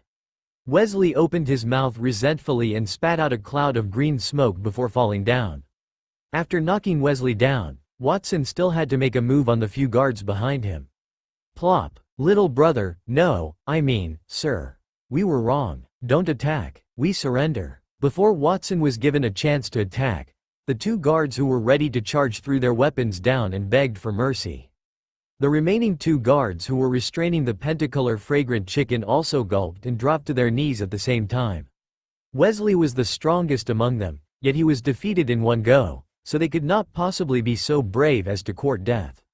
Watson was clearly a 10-year-old child, but he was already ranked as silver tier. At that point, they became a little scared when they suddenly thought of the scene where Watson had summoned the wind and rain in the field. He must have been a monster to have mastered magic and combat aura. The pentacolor fragrant chicken tore the cloth strips with its claws and crawled out from the sack that had fallen to the ground. It glanced at the people around it with disdain and walked into the chicken farm with its head held high. No one dared to stop it anymore. Chapter 10. The Powerful Eighth Child. During the battle between Watson and Wesley, inside Edward's bedroom, on the third floor of a small house not far from the chicken farm, Edward and Catherine held onto the windowsill as they looked at the flames in the distance. They could not help but click their tongues. I didn't expect our eighth child to be that powerful. He actually defeated a group of Iron Tier warriors by himself. He didn't even use combat aura. In my opinion, his current strength has already reached the level of a Bronze Tier warrior. He's one of the best among them. Edward shook his head and gasped. Catherine lay in his arms and nodded. Yes, it's a pity if this kid doesn't cultivate to become a warrior, but he's already learning magic. Becoming a mage is more well regarded than becoming a warrior. Mage and warrior are two professions that don't conflict. You can learn them at the same time. Edward, this doesn't sound like something you'll say. Why, do you want to personally guide Watson? Although you were also a gold tier warrior back then, your combat aura was crippled when you left the Saint Laurent family. Catherine lowered her head, as if she remembered something sad. It's all in the past. Why are you bringing that up? Edward stroked his wife's hair and his gaze became somewhat dim. Those old men at home don't do things by the rules. I can't stand them when they don't let me say anything, so my only choice was to run away. My current life is much better. With you around and so many children at home, I'm already very happy in this life. It's better to live a little more bitterly than to completely throw my life away. Edward seemed to have thought of something when he continued. Originally, of the children at home, the eldest and the second were the ones I had the most hopes for. I didn't expect that Watson would actually be the most outstanding one. Even I can't understand this child. I deliberately took out pentacolor fragrant chicken's eggs to entertain those scheming people because I wanted to test them. You still have the cheek to say that. Catherine pouted her pink lips in a reproachful manner. You're a father. How could you put your child in danger just because you can't figure something out? I'll fight you to the death if anything happens to Watson. Isn't everything fine now? Edward smiled embarrassedly and then puffed out his chest, and I don't believe that you have no suspicions at all. Watson said that all the hens disappeared from home because the pentacolor fragrant chicken came over, but I walked around and didn't find any traces of the hen escaping. No one in the nearby farms saw our chickens. Have those chickens all flown away? Moreover, Watson clearly couldn't cultivate magic, but he suddenly became a mage. He must be hiding some secrets. Who doesn't have a few secrets in this world? Watson is our child. As long as he's happy, that's more important than anything else. You're right, my lovely wife. Watson has become so outstanding because of God's blessing. We can't let down the God's good intentions. We must work hard and make love. Perhaps the next child will be even more outstanding than Watson. Edward chuckled and reached out to hug Catherine. He walked towards the bed and heard his wife exclaiming in his embrace, "It's daytime. Can you take a break? The attic with the cracked roof hasn't been repaired yet. We'll find some other time to repair it. Life is very short. We have to seize the time and give Watson a younger sister so that he can experience the joy of being an older brother." You just said all that because you want it, right? It's all the same, it's all the same. Amish, oh God, be gentle. You're hurting me. Squeaking wooden planks could soon be heard from the bedroom along with unabashed moaning. Watson retracted the fiery red wings to his back and reached behind to touch himself. Apart from the 2 holes in his clothes, there was nothing else on his smooth back. He breathed a sigh of relief. Fortunately, the phoenix wings could be retracted or released. Otherwise, he was terrified of constantly being treated as a silver tier warrior. Watson, you. Vincent's hand trembled slightly as he held his huge sword. What did he just see? Watson transformed his combat aura into wings and defeated the few people in front of him with a wave of his hand. If he who was about to become a bronze tier warrior was praised as a genius, then what should his brother be called? A monster? Big brother, what's wrong? Watson turned his head. Little brother, when did you learn combat aura and become a silver tier warrior?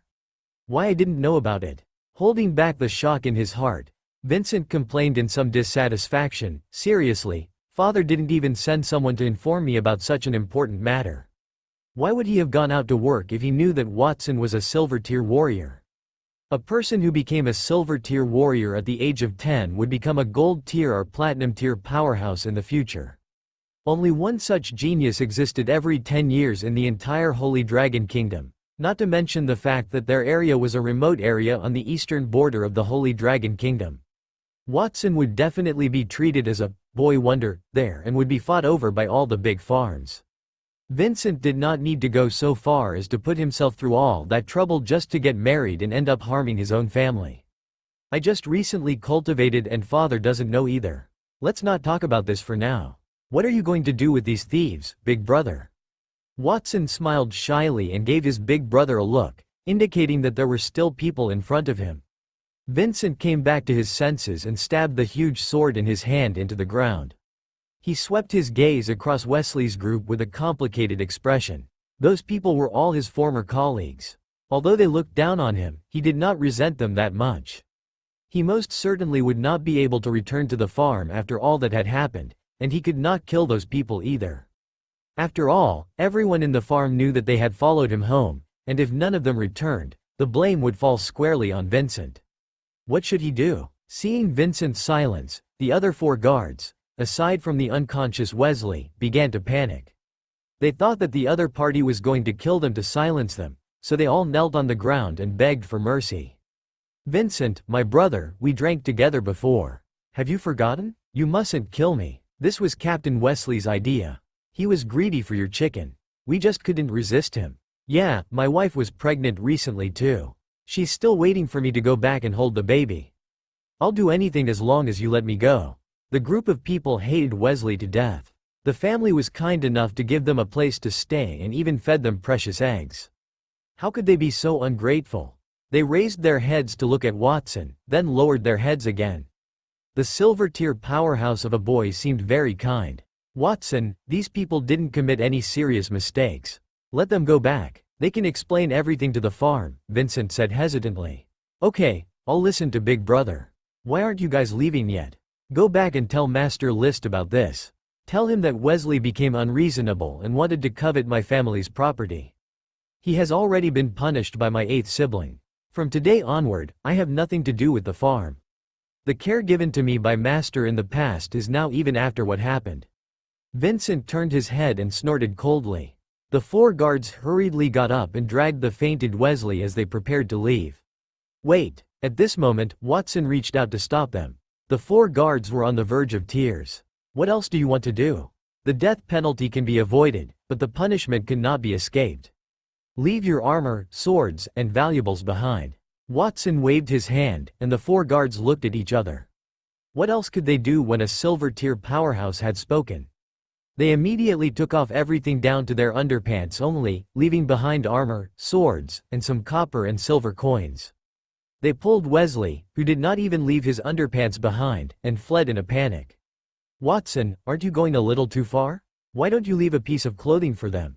What if they get angry from the humiliation and want to take revenge after going back? Vincent was a little worried when he looked at the enemy's departing figure. Big brother, do you think they won't take revenge if we don't do anything? Showing mercy to an enemy is cruel to yourself, Watson said casually. As if surprised that Watson could say such things, Vincent looked at his younger brother from head to toe. After a long while, his serious face softened and he reached out to hug Watson. You're still so young, and you already know so much. How much suffering have you gone through? It's all Big Brother's fault for going astray these years and not taking good care of you. Don't worry, I won't leave again this time. No, Big Brother. What do you mean no? Don't lie to Big Brother. As the saying goes, only those who suffer will mature early. You're already very mature. You must have experienced a hellish amount of stress. Big Brother will work hard to make up for it and allow you to return to your past innocence. Watson was almost suffocated by the hug. He looked at his big brother shouting and crying, then suddenly felt the warmth of close familial ties. He raised his arm and put it down. Okay, I understand. You can let go now, Big Brother. We haven't counted the spoils left behind by those people. Chapter 11. Thornvest and Stormsword. A total of 20 silver coins, 4 complete sets of armor, 5 swords, and some jewelry. Watson fiddled with the stuff on the ground. They had all been left behind by Wesley and the others. The heavy armor and the 1-meter-long thin sword were shining, a clear sign that it was made with high-quality steel. After glancing at them, Watson looked at his brother, who was wearing cloth clothes, and said, Big Brother, these people all have armor on them. Why don't you have any? Do you have such superior strength that you wouldn't need any armor to defend your body? What do you mean by superior strength? I'm just an iron-tier warrior. Do you think I wouldn't want to wear any armor? Each armor is worth 10 silver coins. I've worked under list for so long, and I've only saved 8 silver coins. 5 of them were used to buy this weapon. Vincent smiled bitterly and pointed at the heavy sword in his hand. The heavy sword, which was as thick as a door, was not made of steel but black iron. Compared to steel, black iron was more brittle and easier to break. Unlike other people who had worked in the list manner for 10 to 20 years, he had only worked for a few years. Being able to save nearly 10 silver coins was all the result of his hard work. In that case, I'll make a suit of armor for you, Big Brother, Watson said after thinking for a while. It was a waste to put these armors here. He had the super fusion system, which could fuse 4 sets of armor together and definitely increase its performance by 10 times. You can make armor too? Vincent had a strange look in his eyes. Blacksmithing was a rare and respectable profession in the entire Holy Dragon Kingdom. When Vincent bought his huge sword, he had seen the process of blacksmithing with his own eyes. Those blacksmiths were all big and burly men. They used hot hammers and stuck tens of thousands, perhaps even hundreds of thousands of times, before they could forge a decent weapon. The process could be as short as a few days or as long as a few months. He did not expect his little brother, who had thin legs and arms, to also know how to forge. Aside from knowing magic, Watson was also a silver-tier warrior. In addition, he knew how to forge too, despite only being 10 years old. Where did he learn so many things? The weapons in this world were the same as the cultivation levels. They were also divided into iron, bronze, silver, and so on. The corresponding level of defensive equipment could withstand the attacks of the same level. For these professions, a handy weapon was enough to multiply their combat strength by several times. For example, just now, if Vincent had a bronze-tier sword and a set of bronze-tier armor, he would have been able to defeat Wesley and the others without Watson's help. Unfortunately, a bronze-tier weapon was worth 100 gold coins and he could not afford it. Don't worry, big brother. I only know a little about forging. I might not be able to forge anything decent, so please don't be so hard on me, Watson said modestly. Vincent heaved a sigh of relief instead. If Watson said that he could forge an excellent defensive tool, he really would call Watson a monster. Even if Watson was extraordinarily talented, it seemed that there were still some things that he could not do, and immediately offered some words of comfort. It doesn't matter. These weapons belong to others anyway. It doesn't matter if they're broken. You'll need to use the forging table when you're forging, right? I know a few nearby blacksmiths. I'll bring you there when I have the time. Forging necessitated the use of a high-temperature furnace to melt the iron into molten iron. It also required a heavy hammer to remove impurities. Without that equipment, even the best blacksmiths would not be able to display their abilities. After hearing those words, Vincent no longer thought that Watson was proficient in forging. He only thought that his younger brother wanted to play. Father still doesn't know about Wesley's attempt to rob the Pentacolor fragrant chicken. I have to hurry back and inform him. Our defenses must strengthen during the next few days, and if it really doesn't work, we can hire 2 trustworthy people to prevent the Pentacolor fragrant chicken from being stolen again.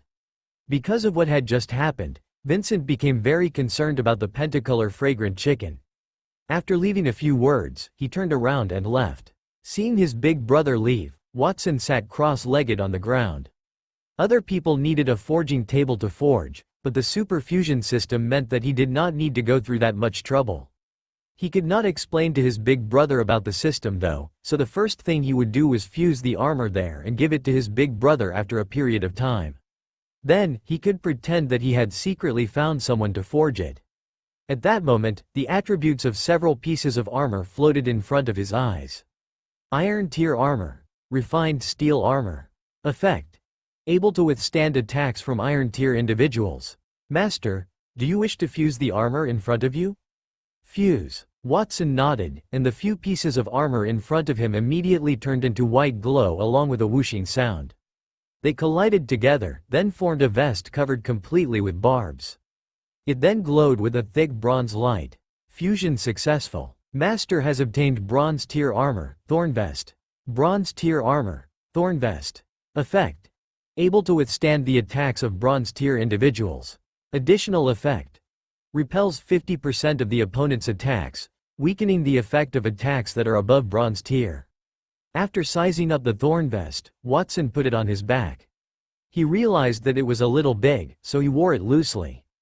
The hem of the vest could be used as a skirt for him. He picked up a thin sword from the ground and slashed it on his body. His current strength was more than 1,000 caddies, so the strike was powerful and heavy, bringing with it a whistling wind. With a muffled bang, the thin sword bounced away, and causing Watson's arm to go numb. The thorn vest was not damaged at all, but on the contrary, a crack appeared on the thin sword. How strong! Watson's eyes lit up. This thin sword was also an iron tier weapon, but it was useless in the fact of the thorn vest. If he had that vest earlier, he would not even need to eat the phoenix egg produced by fusing all 100 eggs.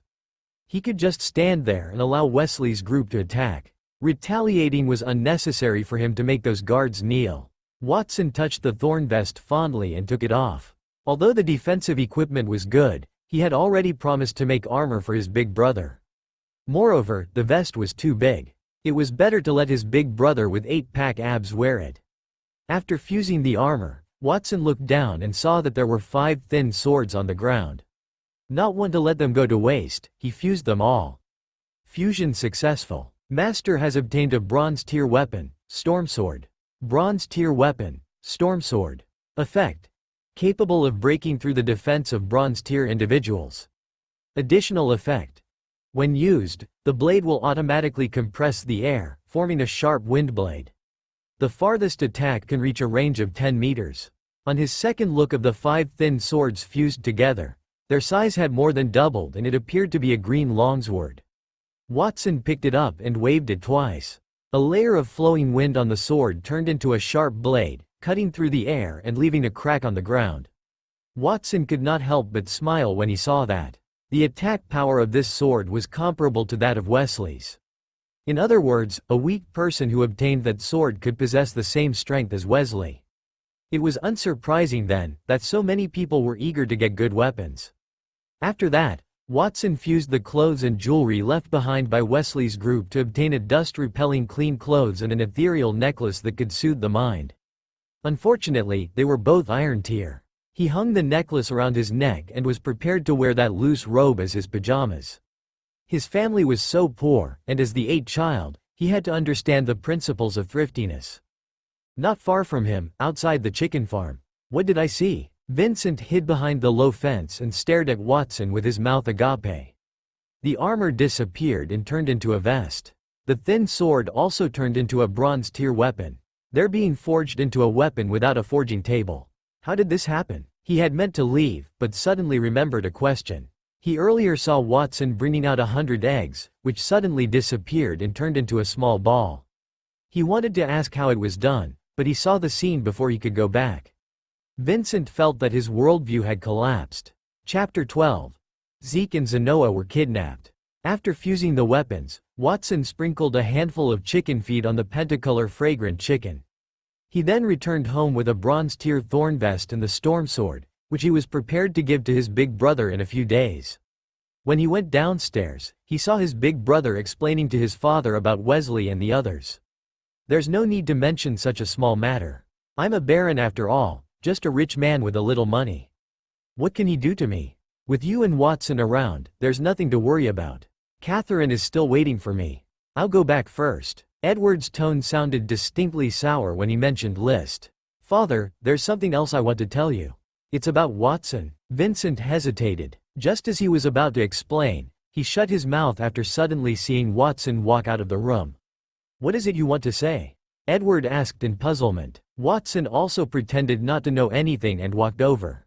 What's wrong, big brother? Nothing. Vincent shook his head and held back the words he wanted to say. He had just seen Watson produce 2 pieces of bronze tier equipment in the chicken farm with a flick of his finger. In fact, he still felt like he was dreaming at that point. Was it magic? Or was it an illusion? He would not have believed such things if he had not secretly seen it.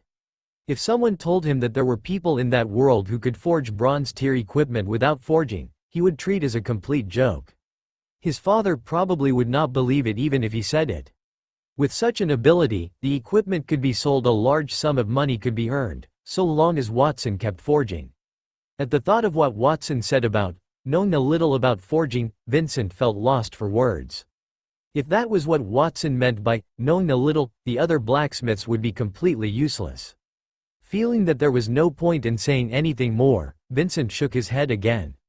I've been busy all day and am a little tired. I'll go and have some rest. He decided to go back and have a good sleep to calm his mood down. The sun was setting in the west. There was another farm was 10 kilometers away. Although the farm was not huge, it still occupied thousands of square meters. There were dozens of farmers working in the surrounding fields, swinging their hoes and sweating profusely. The eastern border of the Holy Dragon Kingdom was vast and sparsely populated. It had endless fields, and those fields as well as the nearby labor force were basically owned by big farmers. The bigger the farm, the stronger the financial resources and the better the treatment given. Taking the Watson family for example, no one was willing to go there even if it had 10 acres of land, but the farm in front of them had dozens of workers and was clearly quite powerful. Why don't we choose this one? Zeke stared at the farm entrance and said in a low voice. He was holding a basket covered with a black cloth, and a faint fragrance was emitted from it. Beside him, Zenoa was pushing a cart full of meat and flour. He had a blade of grass in his mouth, and after carefully sizing it up, he nodded. Judging from the clothes of the workers in the fields, it's obvious that they are well treated here. This farmer should be very rich. We'll sell the eggs of the pentacolor fragrant chicken for 2 gold coins each. The 2 brothers sold more than 200 eggs that day according to their family's request. The 2 brothers often went to the nearby farms and exchanged some marbles and toys with the people there. They were experts at exchanging plenty of things for the lowest possible price. If they saw people who seemed relatively rich, they would customize the price and make it higher. If they saw poor farmers, they would lower the price and add some meat and rice noodles as compensation. At the end of the day, they never lost out.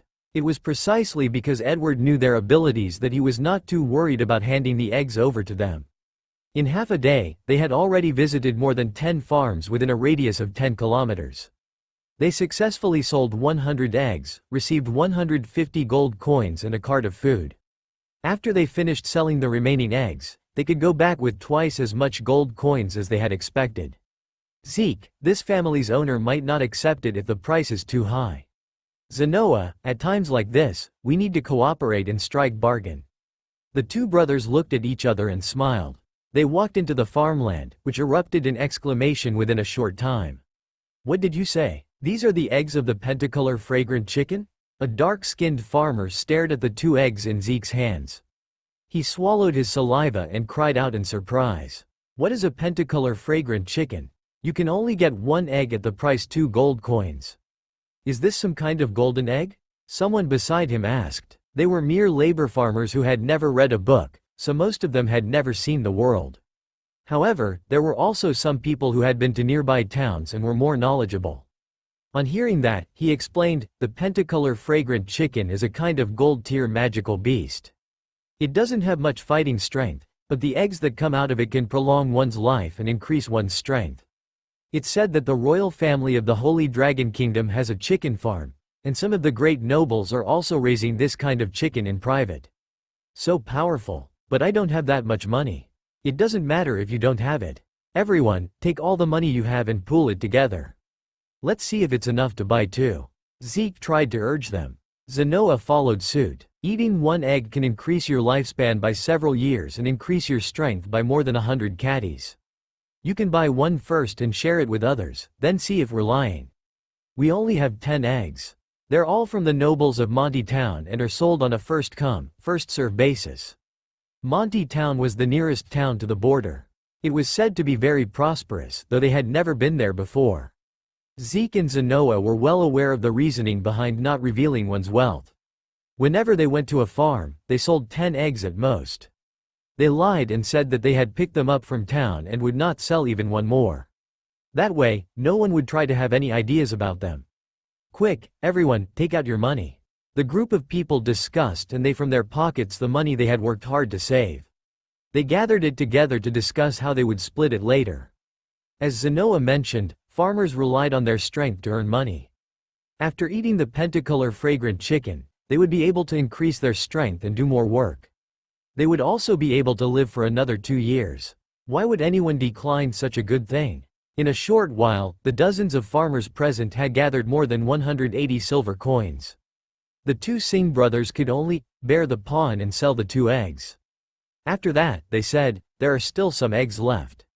Can one of you ask the owner if he's interested in buying the remaining eggs? A farmer turned around and hurriedly ran into the farm.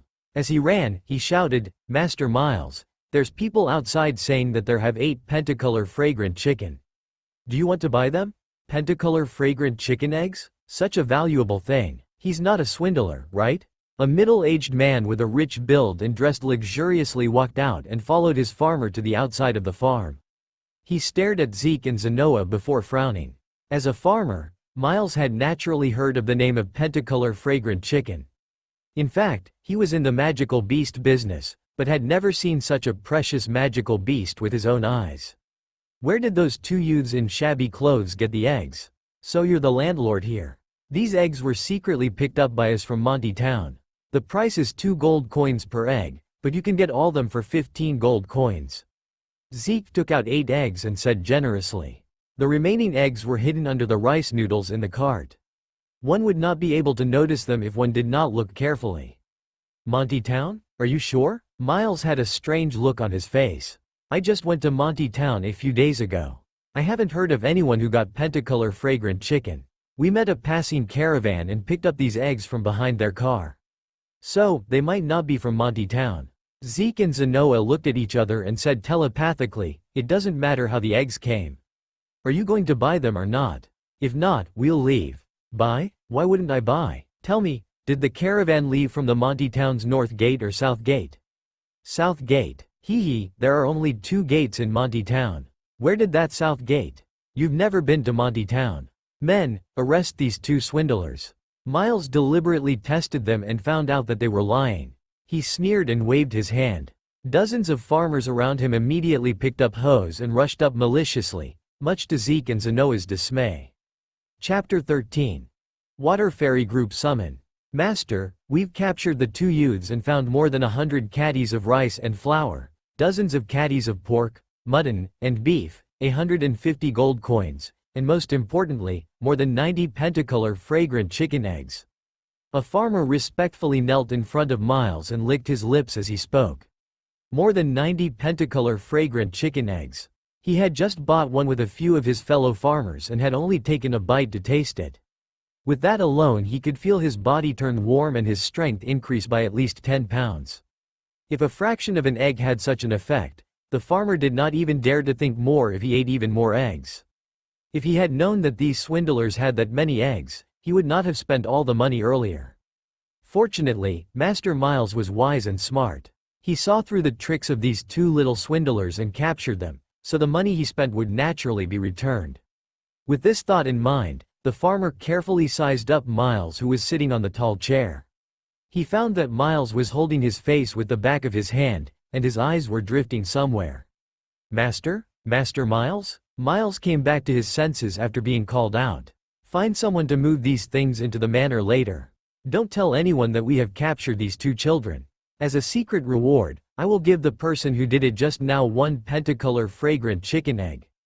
Thank you so much, Master. I've been wanting to taste the complete egg for a long time. The farmer was extremely excited. Miles frowned. What are you thinking about? What I meant was to share 1 egg with you. The farmer did not dare to say anything even though he was secretly criticizing the master for being stingy. These 2 kids are dressed in shabby clothes. One look and you can tell that they're not from rich families. They even lied about going to Monty Town. They're all lies. Hee hee. Interrogate them properly. As long as you find out that these 2 people don't have a strong background, the money will belong to our farm. As Miles spoke, his expression became increasingly excited. To be able to get more than 90 eggs is definitely not a coincidence. Perhaps they have clues about the pentacolor fragrant chicken. Although Miles was happy to get more than 100 gold coins, it was not as important as the pentacolor fragrant chicken. The pentacolor fragrant chicken was only available to the great nobles, and the location must be heavily guarded. These 2 kids might be able to steal 2 or 3 eggs from it, but 90 was impossible, unless they were raising the fowl itself or they knew where the beast was. Miles' breathing became heavy when he thought about how his farm could get such a precious gold-tier magical beast. Master Miles, how should we interrogate them? As long as you don't kill them, you can interrogate them however you want. Miles waved his hand and had a fierce smile. He was not a cruel person, but for the sake of a bright future, he could only let those 2 people named Zeke and Zenoa suffer. 3 days had passed since Zeke and Zenoa left. During those 3 days, Watson had learned 2 iron-tier water element spells from the magic book. One of them was called Water Fairy Summon, which could summon a fist-sized water fairy to help scout the way and sense danger. The other spell was called Water Shield, which used magical power to form a shield that was half the size of a person, blocking the attacks of iron-tier individuals. At this moment, Watson stood in the farm and gently waved his hand. A small fish-shaped fairy made of sky-blue water nimbly circled around his neck. It wiggled its tail and sprinkled water droplets everywhere. In his right hand, he held a solid shield that was also sky-blue. Water swirled on it, forming a vortex. Clapping his hands, the shield in Watson's hand disappeared along with the water elf.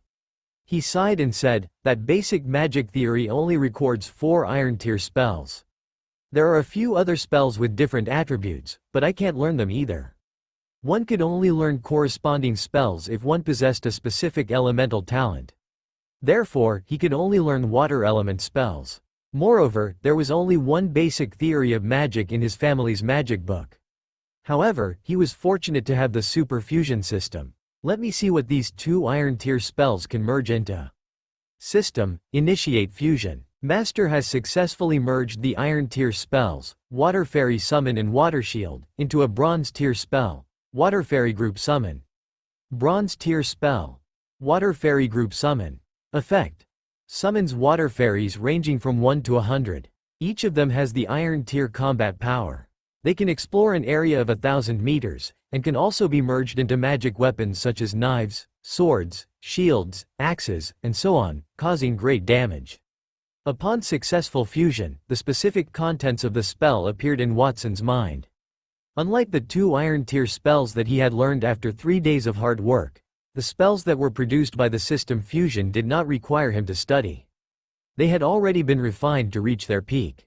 Watson could not help but open his hands and cast the spell that he had just fused, Water Fairy Group Summon.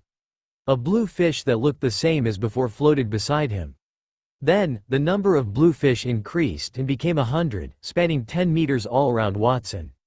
It was daytime, but the faint blue light shone on the place as though he was in the deep sea. Watson waved his hand again, and the 100 water elves merged to turn into a blue river. It flew into the sky and transformed into a huge fist that was more than 10 meters long. He swung the fist fiercely in the air, producing a whistling sound, as well as bearing at least a few thousand pounds of strength.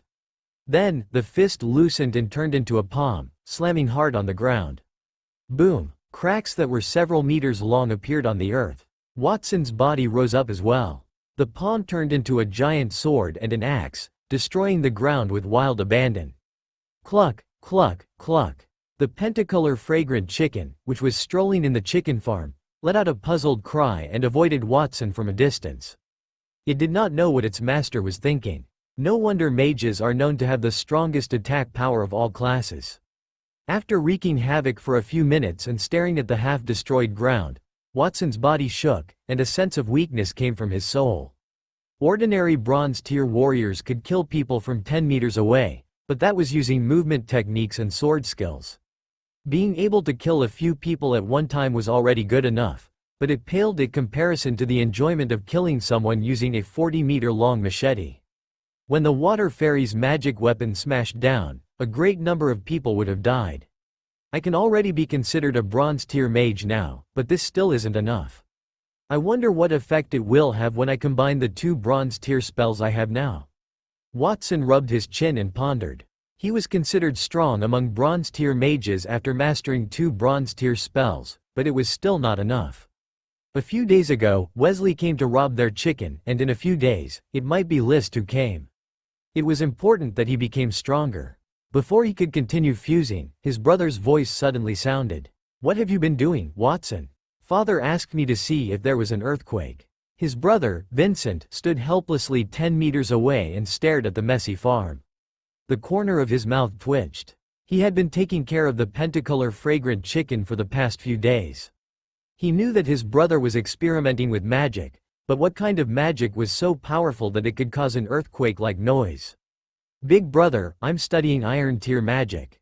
I don't know how I made such a big noise." Watson scratched his head shyly. Vincent had a strange look on his face. Watson was taking him for a fool. Who would believe that it was merely Iron Tier magic? Taking a deep breath, Vincent walked to Watson's side and pressed his brother's shoulder. "Watson, there are some things I didn't want to say before, but I have to say them now. Where did you learn magic? And where did this pentacolor fragrant chicken come from? Tell me the truth." Chapter 14. Creating a silver tier spell using fusion. "Big brother, what are you talking about? What truth?" Watson pretended to be stupid. "I learned magic from the books at home. As for this pentacolor fragrant chicken, it came in from outside. Didn't I tell you before?"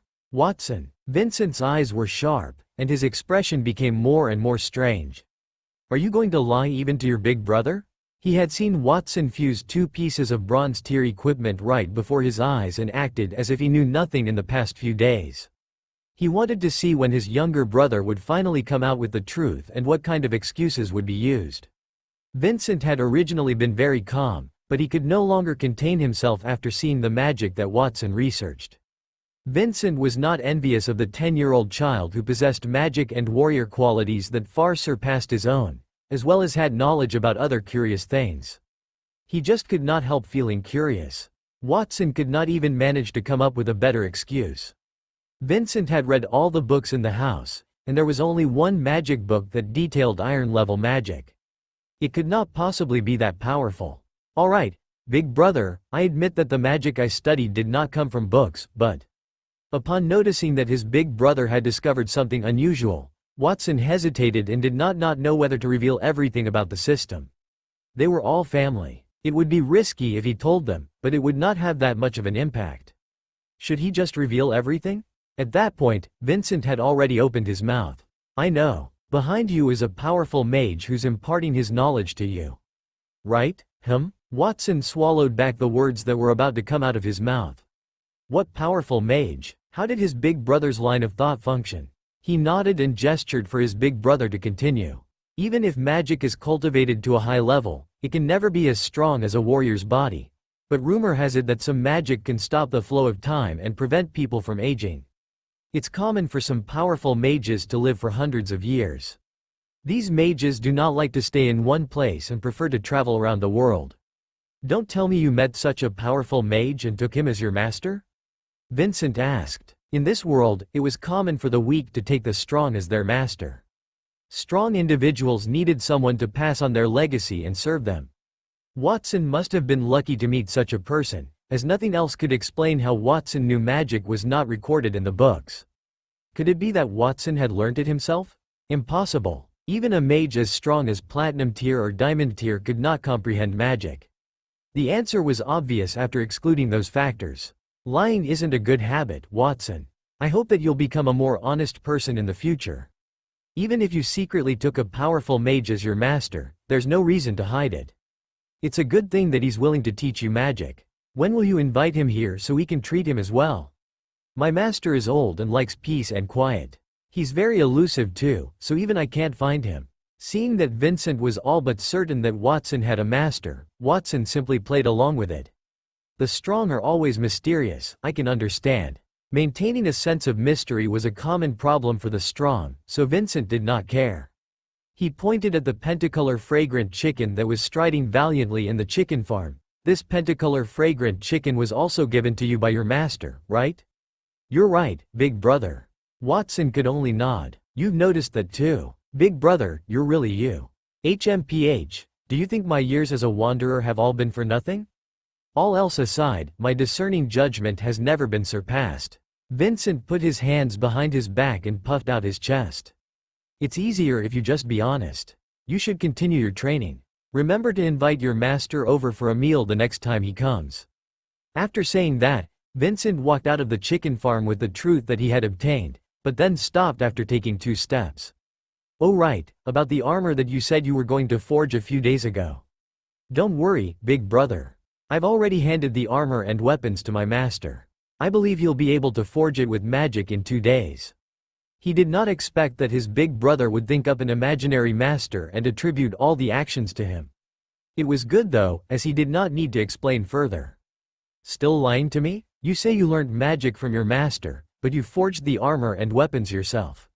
Vincent turned his head and glared at Watson angrily. I just told you that lying isn't a good habit. Ah? Watson was dumbfounded. Why was he the one who was alleged to have forged the weapons when the magic was taught by his master, and the pentacolor fragrant chicken was a gift from the master? Vincent's logic should dictate that it was normal that his master forged the weapon. Watson was still in confusion when he heard his big brother's voice. I saw you hide the forged weapon in the house with my own eyes. What is there to hide? I'll show these weapons to our siblings so they can admire them. I believe that father will be very happy to know that a forging genius like you has appeared in our family. Half an hour later, Watson walked on the farm with a complicated expression and pushed aside the weeds that were taller than him. He had almost been exposed by his big brother earlier, and after asking carefully, he found out that Vincent had seen him forging weapons. Hence the series of questioning earlier. To be honest, Watson felt that it was quite funny. Having just returned home, he took the thorn vest and storm sword out for Vincent from his room. Vincent looked absolutely spectacular when he wore those 2 pieces of equipment. Even his father Edward was drooling in envy when he saw it. He said, as the head of the family, I've been lacking such suitable weapons all these years. Why don't you lend me this vest for 2 days? Catherine grabbed him by the ear and him dragged away under the excuse of, how shameless can you be to take your children's things ago? The 3rd and 4th siblings were not around, while the 5th and 6th did not go downstairs. The only one who was around was Scarlett the 7th, was also extremely envious when she saw her awe-inspiring big brother. She insisted on pulling Watson along to help her make a copy, but Watson ran out after getting annoyed. The news that he was good at forging had already spread throughout the family. H's brothers and sisters would probably come and bother him again if he went back. After this incident, Watson realized that the chicken farm was too close to his home. Whatever he did would be discovered by his family. However, the abandoned farmland in his home was different. He could not see anyone in sight and could do whatever he wanted. I'll fuse 2 bronze tier spells here and clear the weeds too. Watson put aside his chaotic thoughts and rubbed his hands. He began to fuse the water fairy group summon and the rainstorm. He had only tried to fuse iron tier spells before and he wondered what a bronze tier spell would look like when combined. Congratulations, Master. You have successfully fused 2 bronze tier spells. You've obtained a silver tier spell, Water Elemental Warrior Summoning. Bang! Dark clouds that stretched for 1,000 meters came crashing down from the sky. Strong winds bent the grass, and rain fell from the sky. Rain was no longer an appropriate description, and it should be called thick water dragons. The water dragons fell to the ground and turned into 3-meter-tall soldiers. They were covered in heavy armor and held long swords and shields in their hands. There were 100 soldiers that were practically the same as real people, except that their bodies were blue and the weapons made of water were as heavy as steel. Far away from the farm, a few people doing farm work raised their heads and looked up at the gloomy sky with panic on their faces. It's going to rain again? Why is it always raining these days? Is this still considered rain, though? Why does it feel as though there's a hole in the sky? And the clouds in the sky only point to one place. Damn, this is really strange. Chapter 15. Scarlet's Dream. Silver Tier Magic. Water Elemental Warrior Summoning. Effect. Summons a bronze tier soldier made of water. There is no limit to the number of summons. The number of summons is determined by the level of magic possessed by the master. However, if the summoning lasts for a long time, the water elemental warrior will possess a certain level of self-awareness. If the water elemental warrior is too far away from the master, it will dissipate. Information pertaining to the water elemental warrior summoning appeared in Watson's mind, prompting him to curl the corners of his mouth up. As expected of a silver tier spell. If I had enough magic, wouldn't I be able to summon tens of thousands of water elemental warriors? Just imagine how many bronze tier soldiers would appear all over the mountains and plains. Simply standing there without having to make a move was enough to scare off anyone who harbored evil intentions. Unfortunately, Watson's idea was not so easy to realize. The strength of a mage was determined by 2 parts. The first part was the spell's tier, and the other was mage's own magical ability. The spell's tier determines the lowest limit of a spell's power, while the one's magic ability determined the upper limit of the spell. The same spell would be more powerful if casted by someone with higher strength. Some higher-level mages could cast a mere iron-tier waterball spell with a power equivalent to that of falling meteorites. One's proficiency in magic could be increased by continuously casting spells. Watson had just started training, so the amount of magic in his body was not much. If he used his full strength now, he could summon 100 water elemental warriors at the same time, but only for a few minutes. If he wanted those water elemental warriors to remain for an entire day, he could only summon 10 at any one time. Looking at the 100 water elemental soldiers in the field, Watson really wanted to shout, "Shurima, your emperor is back." In less than a minute, Watson could already feel the magic power in his soul rapidly dissipating. He could only make a come-hither movement and maintain 10 warriors while the remaining ones were allowed to disappear. Under the dark clouds, the blades in the hands of those 10 water elemental warriors morphed into long sickles. They moved in all directions from Watson's side. Slash, slash. Every time the 3-meter-tall water elemental warrior waved the sickles in his hands, a fan-shaped area would be cut off, and weeds would fly up neatly. In a short while, the 10 water elemental warriors had rushed out of several barren paths in the farmland. Watson simply hugged the back of his head with both hands and lay on the fertile land that was emitting a fragrant smell. At this speed, we can clear the farmland in half a day. We can start sowing when 3rd and 4th brother return. Watson had specifically asked Zeke and Zenoa to bring back some wheat seeds from their journey. Once the seeds were planted in the farmland and subsequently fused, there would be much more food to eat along with the eggs in the house. With that thought in mind, Watson closed his eyes. The surrounding water elemental warriors were still diligently carrying out his orders. Another 2 days passed. 4 days had already passed since Singh and Sinwa went out. During these 2 days, Watson took care of the chicken farm in the morning and occasionally sparred with his big brother. Having obtained the thorn vest and the storm sword, Vincent felt that his combat strength had been increased somewhat and insisted on dragging Watson along to give it a try. Watson did not refuse, as he also needed to improve his strength through battle. However, even if he did not use the phoenix wings and intentionally let his big brother win, he still won many times. On a couple of occasions, he would deliberately lose to prevent his big brother's confidence from dwindling. On this morning, the spring scenery outside was great. Watson was about to head to the chicken farm when he was intercepted by his seventh sibling, Scarlet. "Watson, could you accompany me to go hunting?"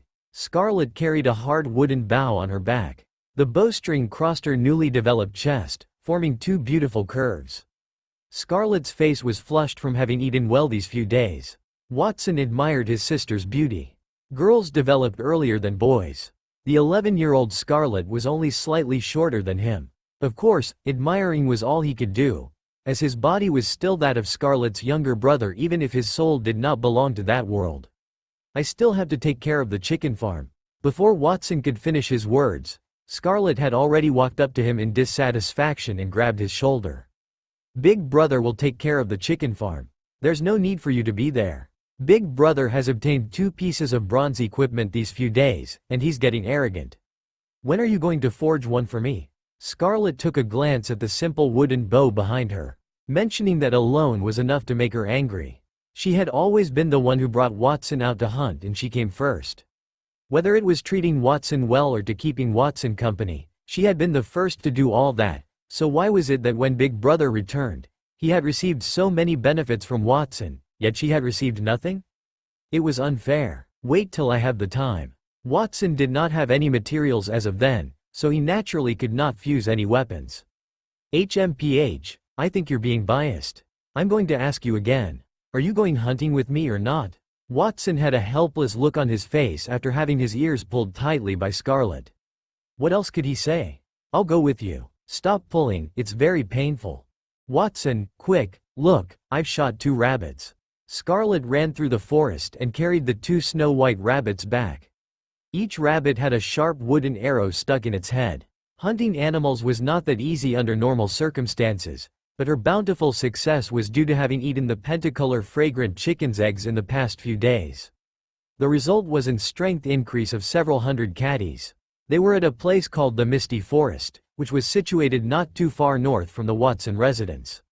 A faint mist drifted through the forest, and small animals frequently ran past them. It was a public place for nearby farms to hunt, and rumor had it that there were powerful magical beasts in the depths of the forest. Since the mist was so thick that one could not see one's fingers, only brave adventurers dared to enter. Watson and Scarlet were at a small hill outside that forest. Watson lay on his back under a huge tree, with a blade of grass in his mouth. "Awesome. You're really amazing, big sister." Although he said that, his expression was very calm. After all, his soul was an adult, and Scarlet was just a little brat in his eyes. He might as well meditate when he had the time. Meditation was a way of raising one's magical ability, but the prerequisite was that he must not release any magic. The specific details of the method to increase the amount of magic were recorded in the Encyclopedia of Basic Magic. Hearing Watson's praise, Scarlet could not help but puffed out her chest. "That's right, even Father praised my archery. Do you want to learn it?"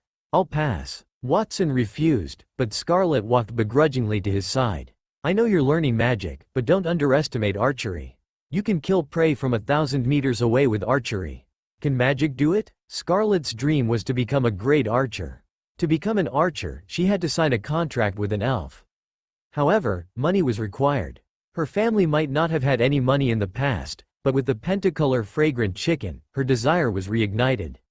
As a result, she was very unhappy after seeing that Watson did not really appreciate her archery. Archery can do what magic can do. In order to prevent his 7th sibling from continuing to grind him down, Watson turned his body helplessly and hooked his finger. With a loud boom, dark clouds gathered in the sky and churned non-stop. A water pillar descended from the sky and landed 1,000 meters away. It transformed into a water elemental warrior who held a spear in his hand. It was as if a god had descended from the heavens. The water elemental warrior darted into the forest, either sweeping or thrusting. In a short moment, a bunch of rabbits were strung on the spear and returned. There were at least 10 of them. Scarlet's mouth was wide open when she saw that, and she had difficulty closing it.